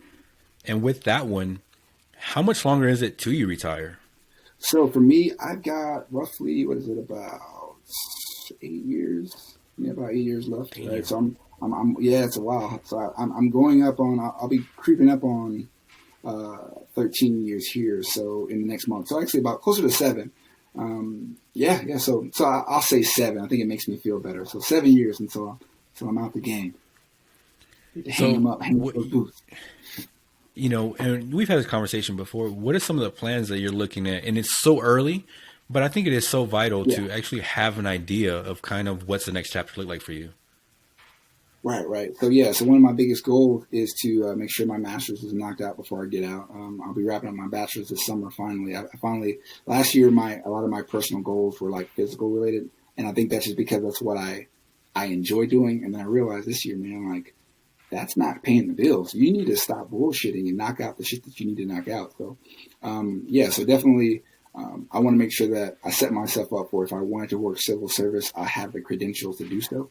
Right. But ultimately, man, if everything works out the way I want it to, right, I'm going to put myself in a position where my assets will be able to allow me to not work if I don't want to. Right. So I can continue to search that passion because I don't think in 7 years I'll figure out what it is. I may get lucky, but I want to make sure that I align my assets in a way where my retirement, along with those things, will make me.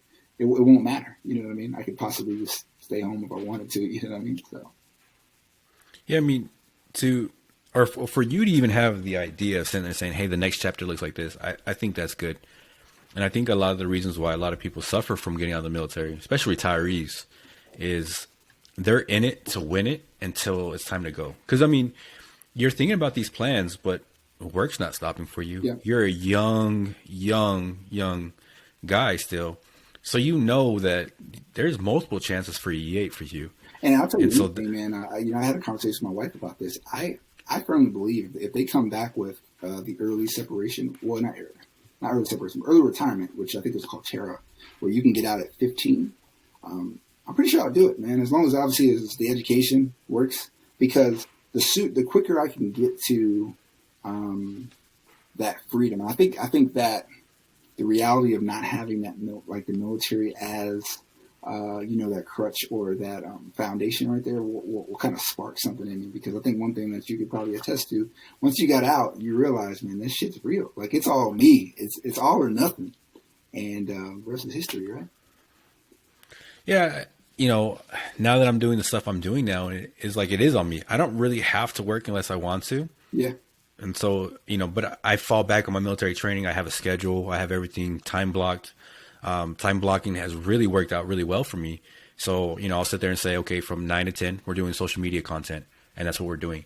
At this certain time, lunch is programmed, and, we're doing business building from 6 to 7:30.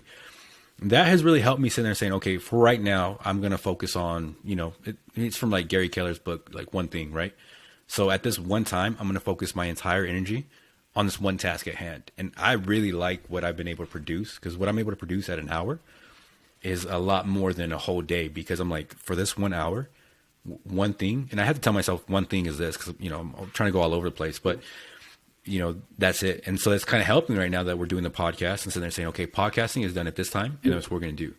I have it scheduled. Okay, cool. When we're going to go editing is this time frame, try to look at different things and those aspects. And I think that's something that you can do very well for yourself, especially, being having the foresight ahead of time right now to sit there and say, like, I already know that I need to find what I want to do, but I don't know if I can find it yet. So let's just try to prepare ourselves for the fact that I may get out, and, Yeah, I think, it's really just about kind of building those contingencies up, right? So it's just like, okay, from a finance standpoint, I want to make sure that my family is good. Like, we're responsible enough where if the worst case scenario happened, we'd be good for a very long time, right? So that's one. And then two, it'd be like, okay, well, now if my entrepreneurial ventures don't work, you've got a master's to fall back on with 20 years of military experience. It's not going to be difficult for you to get a job. If you don't find a job, it's because your ego is not letting you accept this because you think you're worth 100K, right?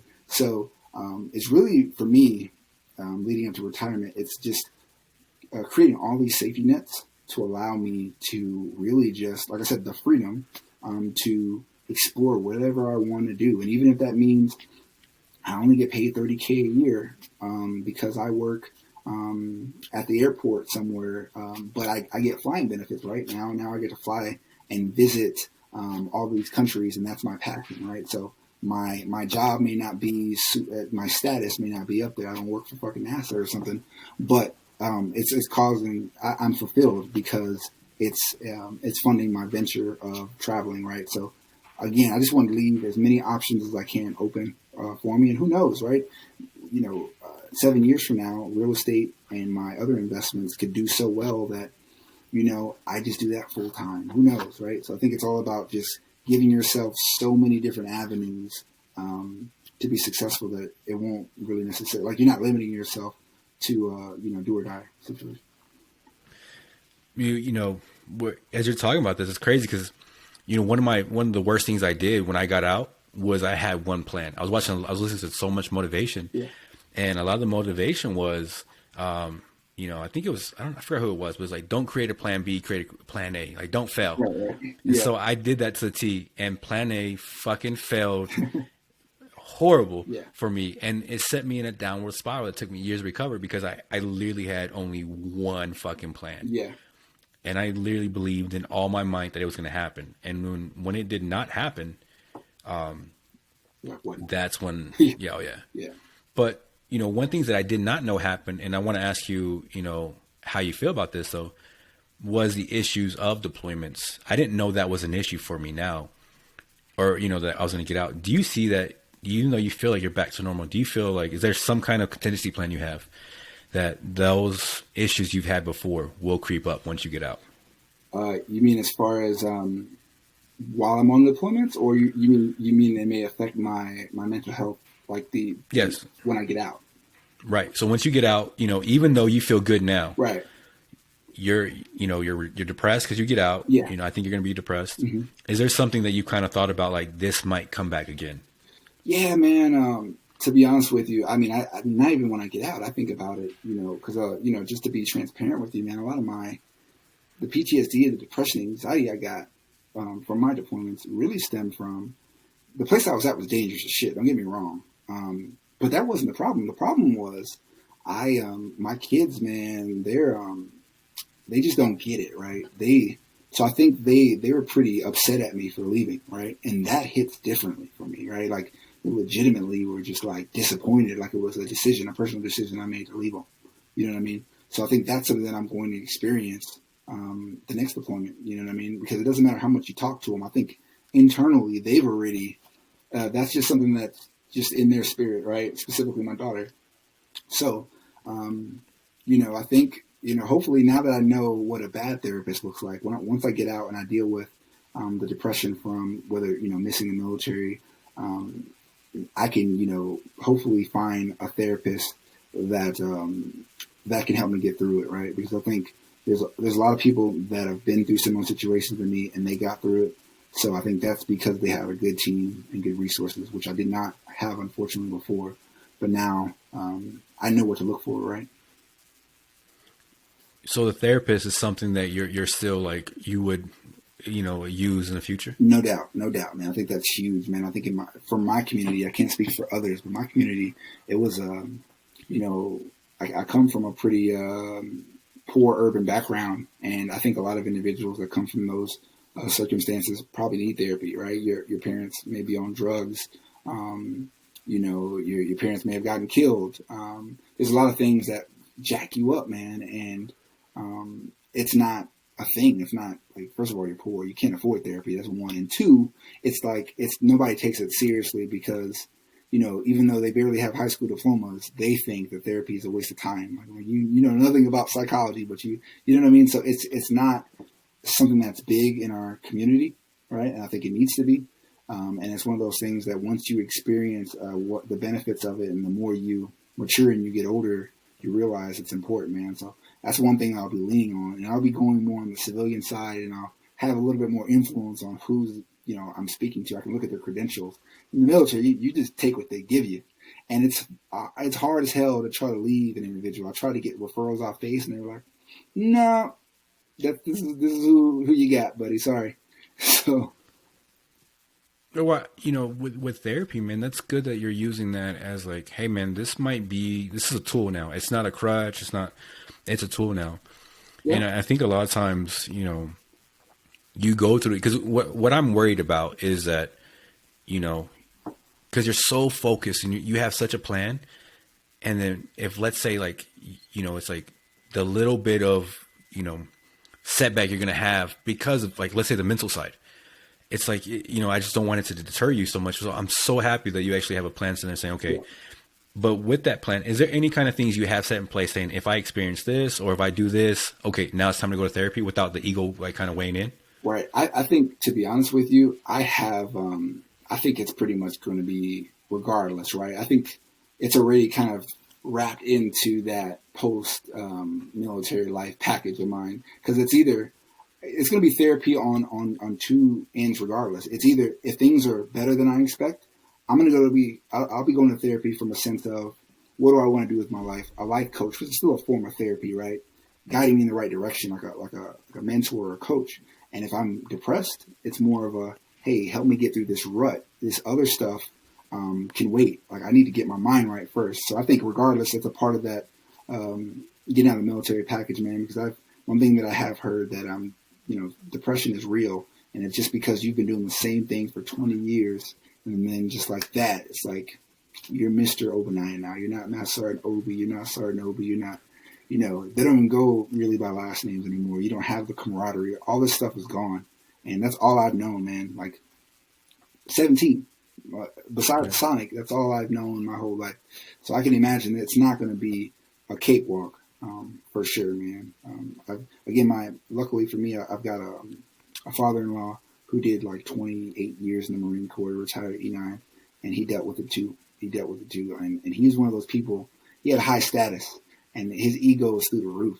So going from that, and he couldn't get a job, right? He ended up having to settle. He's doing great now, by like he has 1 million, right? But he had to settle for a job at AFES, which, for those that aren't familiar, is basically like Walmart for the military. So he had to work there, and it was like a shot of his ego. He's like, man, I was a fucking E9 managing 100+ people. Now I'm like, I'm that guy scanning shit, right? I'm not sure that was his job. I know he worked for Atheist. So, yeah, he gave me the real. He was like, man, he gained like 40 pounds just because of like, man, I'm not who I was. And then he thought his family would judge him, for it because of that. But they didn't care. They care for who you are. They don't care about what your title is. Well, especially since, when we talk about the military in that aspect is we will in a heartbeat abuse our family relationship just to get ahead in the military. Everyone that we know, love, and respect in the military is all in. And so it's almost that culture where it's like, hey, I can't be home right now. Or like you said earlier, I got to, you want to be able to be able to watch a baseball game. So that also indicates that there's times where you can't because you're working or, so let someone get in trouble at a certain time at night. You're working now. Yep. And so I think that's also good is because, you got to remember the family's going to be there. Yep. Right. And then they're stuck. They're not stuck with you, but they're there with you when you transition. And it's sad because when you gave everything you had to the military and none to your family, I think that's where the bitterness comes from. Yep. Do you agree? I agree 1,000%, man. And one of the biggest things that I think we need to work on in the military, and because I am still in, I'm going to keep this very PG. But a lot of bases, they'll tell you, family first, then the mission. Like that's normally not the case, right? It's normally mission and then anything else. Like, you know what I mean? Typically, your leadership, they care about those planes those sorties being flown. Period. They don't care about. They may try to pretend like they care, but ultimately, your personal stuff is your personal stuff. What they don't fail to understand is when one is failing, you can't do your job effectively anyway. So I'm basically useless to you. I'm a robot at this point. You know what I mean? So yeah, man. I think it's extremely important that like one of the I don't know if you've heard this story before. People say a lot of times one of the prerequisites to be an E7 or even an E8 is you have to go through at least one divorce. So I think that tells you a lot about being in the military and the strain it takes on your family life. Like the joke is like you got to at least have one divorce under your belt if you want to make E8. You know what I mean? So I think that speaks volumes about what the military can do to your family life. Yeah, I had a retiree tell me, he retired in 2013 and he was telling me like, he was saying out in front of a lot of us, but he was saying what he had to go through was he had to understand that the uniform, serving his country wasn't who he was. It was just his responsibility. Right. And he didn't have his identity wrapped in it. And it's like, yep. I was like, I had to write that one down because it was one of the ones like, I think we get so assumed. And I think that's why a lot of vets have these problems, because right now you're in it. You are Sergeant Obie. Your phone rings, boom. Someone wants your attention. It's for work related. And it's like, it almost becomes, it's not almost, it is who you are. It's hard to go home and say your dad, but how many times have you had a friend over and they still, like they might call you Obie, but that's like almost work Obie. You know what I mean? Yeah, exactly. Yeah, you got to correct it, man. Like, and that's the reason why a lot of us, man, we choose not to live on base because you just need a break from it. You know what I mean? You don't want to be walking your dog and hearing retreat, or you know what I mean, and having to just stop and pop at attention. It's like sometimes you just want to be able to just be Brian. You know what I mean? So yeah, I think you hit it right on the head. I seen a former NFL player. He made a big post about that.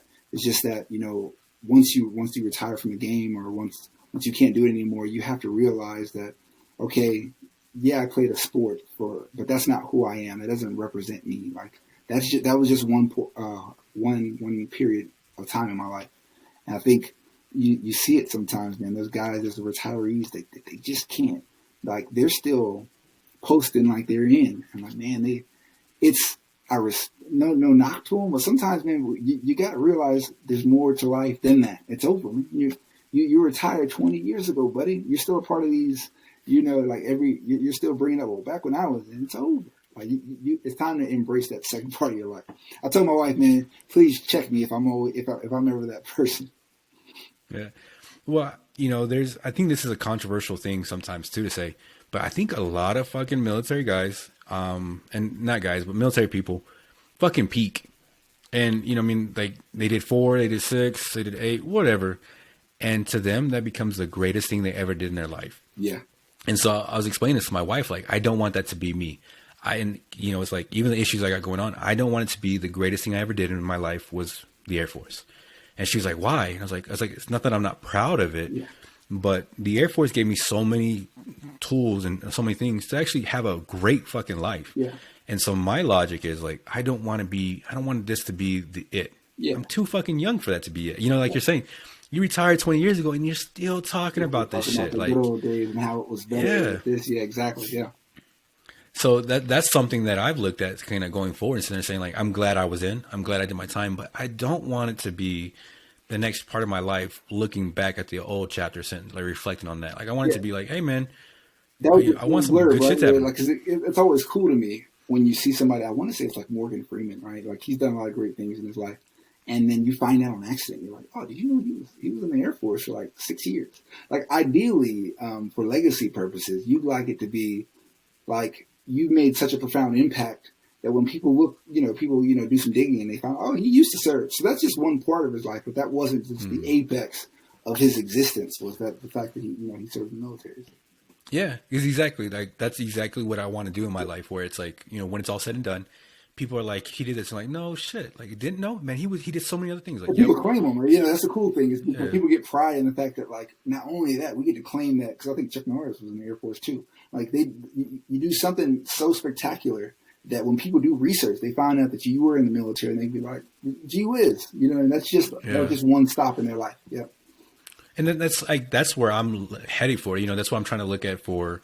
And, when I'm planning out 5, 10, 15 years of my life, that's what I'm looking to do is like, how can we have an impact where it's such an impact in my life and growing forward where never about the money. No one ever said, okay, he made, 10 million. Don't care. Right. But, hey, he did this. People are like, no shit. Like, wow. And kind of almost like, yeah, he has so many different, and that's what I think I'm doing in life is so many different chapters. Trying to do different things where people are sitting there saying like, oh, wow, you got into this? Yeah, I did that for a little bit. I did IT for a little bit. I was in the Air Force for a little bit. And then when it's all said and done, people logistics, you know what I mean? Yeah. Jack of all trades, man. Yeah. And that's what it is. And that's what I find is kind of annoying. And I kind of want to ask that person who's always saying back in my day, it's kind of like, hey man, did you, I want to ask them that conversation. Like, did you just peak? Like, is that it? Is that what else are you doing in life? Exactly. You know what I mean? And not to mention, like, I don't, at the end of the day, you don't know how that's being embellished too. Like, there's always those lifters, like from it's not, you lift as well, man. Those guys are like, hey, back when I used to bench like 380, like, all right, bro, there's no footage of that. And that's not relevant now. You know what I mean? Don't be that guy. Well, even so, it's like so much has gone by, you kind of forget. So you kind of almost start remembering what you said. Yeah. You start rewriting history to kind of fit your scenario. Like, man, last week you told me it was 385. Now it's 405. Which one is it, man? Yeah. It keeps going up. Yeah, and so it's like, that's what I'm looking for next is like the next chapter of my life is almost the legacy portion where, I would like to be that guy. The same thing where it's like, hey, I didn't know this about you. That's crazy. Like, you don't ever talk about it. Like, yeah, it was just something I did. Yeah. Is that how you feel? Like, is that what you kind of expect from retirement? Right. Exactly. So, one of the jokes I used to tell with my old supervisor was, because first and foremost, speaking of retirement, I appreciate the fact that the military is allowing me to retire at 38 when the time comes, or 39. Right. I used to joke with my old supervisor, I never want to be that old black guy in like a fucking Escalade or a red Mercedes. Right. I don't want to be that person that's past his prime. Now he has a little bit of money, right? And then like he's trying to like relive the younger years of his life because he let it pass him by. And I think that's why it's important for me. Once I get out at that age, I'm still young enough to pursue my dreams. And it's just one, it's just one chapter. You know what I mean? So yeah, that's important to me. I don't want to be that guy in my like late 60s, early 70s trying to now catch up to like check off the list on my bucket list. Like you've lived a fulfilled life already. You've had so many experiences that when people come to you for mentorship, you're not just reading, you're not just saying some shit you read. You've lived it. You've been in the IT world. You've been in the logistics world. You've dealt with the politics of the Air Force, right? Like you can speak from so many different platforms. You know what I mean? You've done the things where, I remember you telling me a story back when you were in Vegas. And you had a bike club, but the bike club had an event in a location, you looked up, you were like damn near in Compton, right? So like you've lived a life that you can draw from those experiences and help others. Like you can legit you've been there. And that's, speaking of that, that was like I think a month from being out. It was like, 2 weeks from being out, I was already in a bar fight, then I'm down the street walking Compton. It's like, it's almost like, movie, it's like man. cool stories. Well, yeah, but it's also like, those are like fucking red flags at the red flags are like, hey man, you're not heading in the right direction. So when the movie takes a turn to that, it's like, no shit. Like we saw this coming. When the music stops, it's like, how do you think I got to this point? Well, let me take you pretty back. much. Yeah. And so, but speaking on those experiences, man, I'm so grateful that I've actually been able to fuck it up so much. Right. Because I always feel like my military career I always say like I had a good career. Like I could have kept going on. Yep. I just got my own way. Yep. But, I had a great career. But when I left the Air Force, that's when I really started fucking up in life. Because I never, just like you, high school and then military. Yeah. I never had a really chance to fuck up life and kind of figure it out my way through it. It was figured out for me in a sense of you will do this, you will be here, you'll shave, shine, polish, whatever. Right.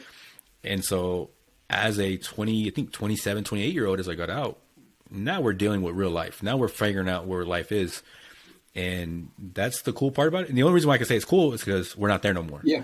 We're not in the thick of things. Now now I'm worried about like investments. Yeah. I'm worried about, am I teaching my kids about investing in my, am I going to do, set my kid up as a contractor so we can pay her to actually be part of my, like my clip for my social media? Like, are we, is that what we're trying to do? Like, that's what I'm stressing. Yeah. I mean, and I think it's crazy because, the more and more we take the time to develop ourselves, man, and we read those books or listen to those audiobooks, man, you realize like you're humble enough to realize that there's a lot that you don't know and you're still trying to figure life out. Whereas I think, in my early years, and I'm pretty sure you might have to deal with this when you first got out, it's like you thought you had it figured out. And I think that's the biggest problem we have as men. Our ego makes us think like, I got it. I'm going to do this, period. Nobody's going to stop me. But like I said, the more I read, the more I learn, the more, not to sound too philosophical, the more you realize what you don't know. And it keeps you humble enough to not make some of those mistakes. So. Well, especially start asking questions. Yeah. Like I'll ask people like, hey, what do you think of this? They're kind of looking at me like, I don't know. Like, it's like, I generally don't know the question. Or if I do, I'm kind of dumb enough to know that I don't know the whole spectrum of it. Right. So I'm kind of, like smart enough to know that I'm dumb. Yeah. And, that has helped me out a lot is kind of going to people. Yeah. Right. Because, it's like, man, I know I don't know enough. And people are like, oh, and what I've noticed for me at least is if you're willing to help yourself out and someone else knows that you're trying to help, they will help you out, give you information and freely. Right. And so with that one, as we start wrapping this stuff up, I want to start knowing what are some things that as you reflect on your entire life right now, it's kind of weird. It's not a movie or anything like that, but as you mentioned books and those things, if there is somebody that is, the next generation up and coming up and they're looking at things and you've already hinted at the books, what are some things that you have kind of refined over the time so you can sit there and say, okay, once you have an issue, either PTSD, depression, or just getting in trouble, what are some things that you think are some good ways to help people out?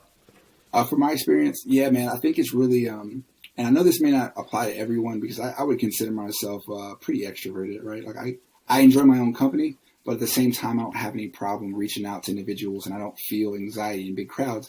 But I think regardless if you're introverted or extroverted, just get a core group of friends, right, that you can rely on. And it may not even be friends, it may be family, just so you can vent to, man, because again, we all don't have we may not have the best therapist, but who knows, one of your friends could be that source, right?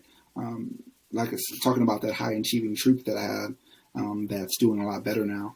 He didn't really have the greatest relationship with his therapist, but him talking to me and other friends and family and his brother actually helped him get through that rough patch, man. So I think the biggest thing is, getting a support system, man, because no matter how macho you think you are, man, you can't do this shit solo, man. Like legit, man. And for me, it's not just that. It's like that and developing a routine. For me, it's working out. So a combination of working out, having a good support system, and then I'm not sure from people's religious standpoints, but I think that having something to believe in as well helps, right? So if you're not really religious, I think you can just, I think you don't necessarily need to be religious to be spiritual. So you just have something bigger than yourself that you can draw to, man, because it's scary. If you don't believe in anything, which I'm not judging you for, but if you don't believe in anything, what's to stop you from when it's time to like have a gun to your head?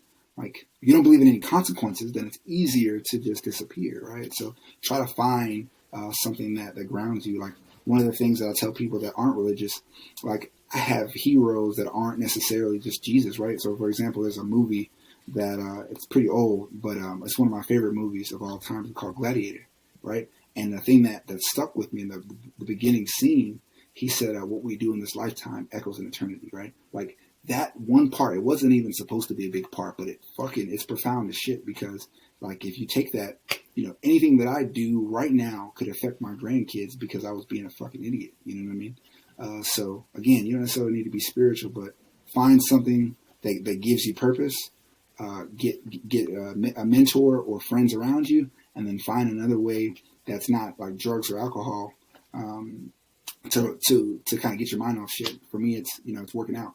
But I mean, I guess now weed's legal, so if that helps too, I'm not going to knock you if you're in like Colorado or wherever else. You know what I mean? I think like troops are like they're giving a prescription now. Though for what? For like marijuana.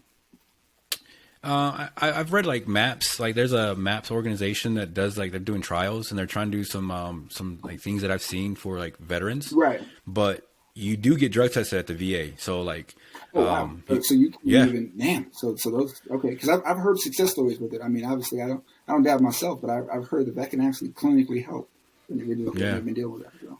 There's some psychedelics that they're talking about that can help out. They can, there's certain psychedelics that can just try to help rewire or kind of really dealt with those, you know, because you did talk about the whole, you know, I don't deserve to have this title put over me because it means this.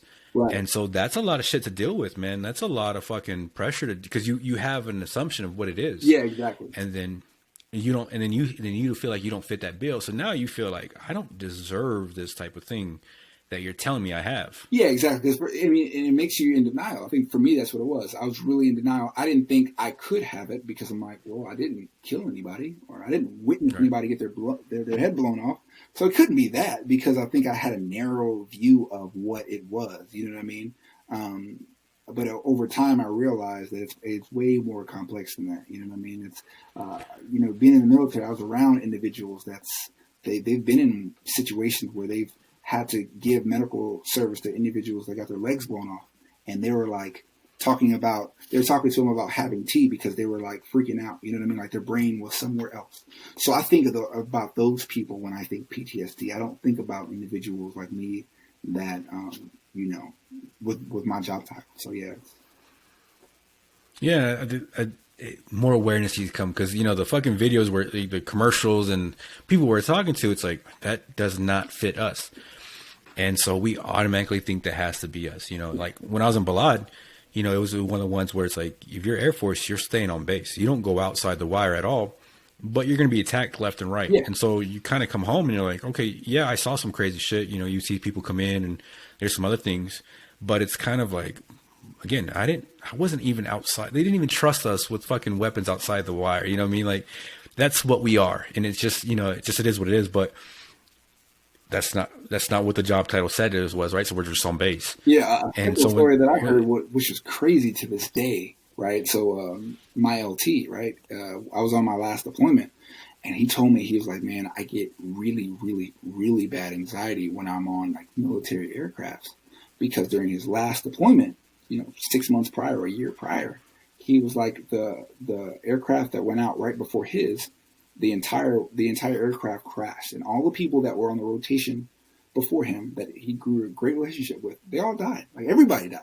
So it's just like, again, these are little instances where, no, we didn't necessarily, you know, he wasn't in a firefight, man, but that's the type of shit that'll really stick with you, man. Like those relationships, you understand, on deployments or even 2-year assignment, you get close to people. Prime example, us. Like we met on a 2-year assignment, and it's fucking 13 years later, and we're still here, right? So it's like, imagine developing that type of relationship with an individual, and they're on their way home, and you're expecting to see a Facebook post of them in the airport, and then that military aircraft explodes. So you tell me I don't, I'm not warranted to have PTSD from that. So it's like, yeah, we got to change that stigma. Yeah, and the sad part, it's us. It's like it's not like Yeah, you're right. You're right. No one else is telling us. Yeah. It's either us or other like military guys are like, nah, We create shit in our head. Yeah. Oh yeah, like I was at dinner a couple weeks ago, and so they're talking or whatever, and I'm quiet, and my wife's with me, and and so someone was like, hey, was my friend always like this in high school? And I was like, I don't know, I really don't remember. I have a really bad memory. I don't really remember much. And so someone was kind of like, why? And this lady was like, well, he's seen so much shit. He's fucked up in the head. I'm like, Jesus, man. Like, okay. Yeah, it's like, hey, okay, yeah, I'm fucked up in the head and shit like that. But, let me talk about this shit. Like, you're over here, right. If I don't cut you off, I feel like, man, I'm about to sit there. You're going to tell me like, yeah, I saw these things. I killed people. It's exactly. Like, yo. Start developing your own war stories for you. Yeah. It's like, whoa, like, hey, let's keep it down. I am a regular guy. I'm a regular G.I. Joe in that sense. And that was kind of the sense of the podcast, man. It's like, your story, my other friend's stories. It's like some of us were legit in combat. There are some people who were in combat, and there are some people who weren't. Yeah. I have a friend who never deployed. I've had one friend who's deployed, and it was to Honduras for 6 months. Some people get the luck of the draw. Some people don't. But the sad part is we're always we're our own worst enemies to sit there and say like, nope, because you didn't kill no one, you don't deserve it. It's like the VA doesn't even see it like that. You know what I mean? Like they don't even look at it like that. Yeah. And so, we're our own worst friends. It's horrible. But with that, man, again, I want to thank you for coming on, man. I think you highlighted a lot of issues that, I didn't know about some of those things either too. So I'm glad we had this conversation. Right. And especially because there's some people there's some still military guys that are still in. And this is affecting them, and they're going to keep it with them, and they're not going to do it. They're going to start drinking. They're going to get in trouble, and worst case scenario, they get DUI. Now they're out the door, and they didn't understand the root cause was right. And so again, man, I want to thank you for being so vulnerable with that, man. I'm so happy to see where your head's at. I'm so happy every time I talk to you to know, and like I flew into the States, and I asked you like, hey, I'm coming here, and first thing, cool, man, you got a place. Got there, you had food for us, you had a place to stay. My daughters play with your kids. It's family. You're always family to me. So I'm so happy to hear where you're at. And man, thank you again. So I definitely appreciate you for having me, man. And congrats on the platform. Congrats on your success, man. And just like how you came to my house, man. I appreciate the wealth of knowledge you gave me, man. You definitely gave me a lot of game, and a lot of that stuff stuck with me. And I think more importantly for the listeners out there, man, to know that you're not all talk. Like I'd say about 80% of the things that we spoke about, I don't know if it was even a year ago, you've done it like legitimately, and that doesn't happen a lot. So man, shout out to you for that. All right, man. Well, thanks, man. I'm about to start hitting record, right? All right. All right, cool, man. Thank you, man.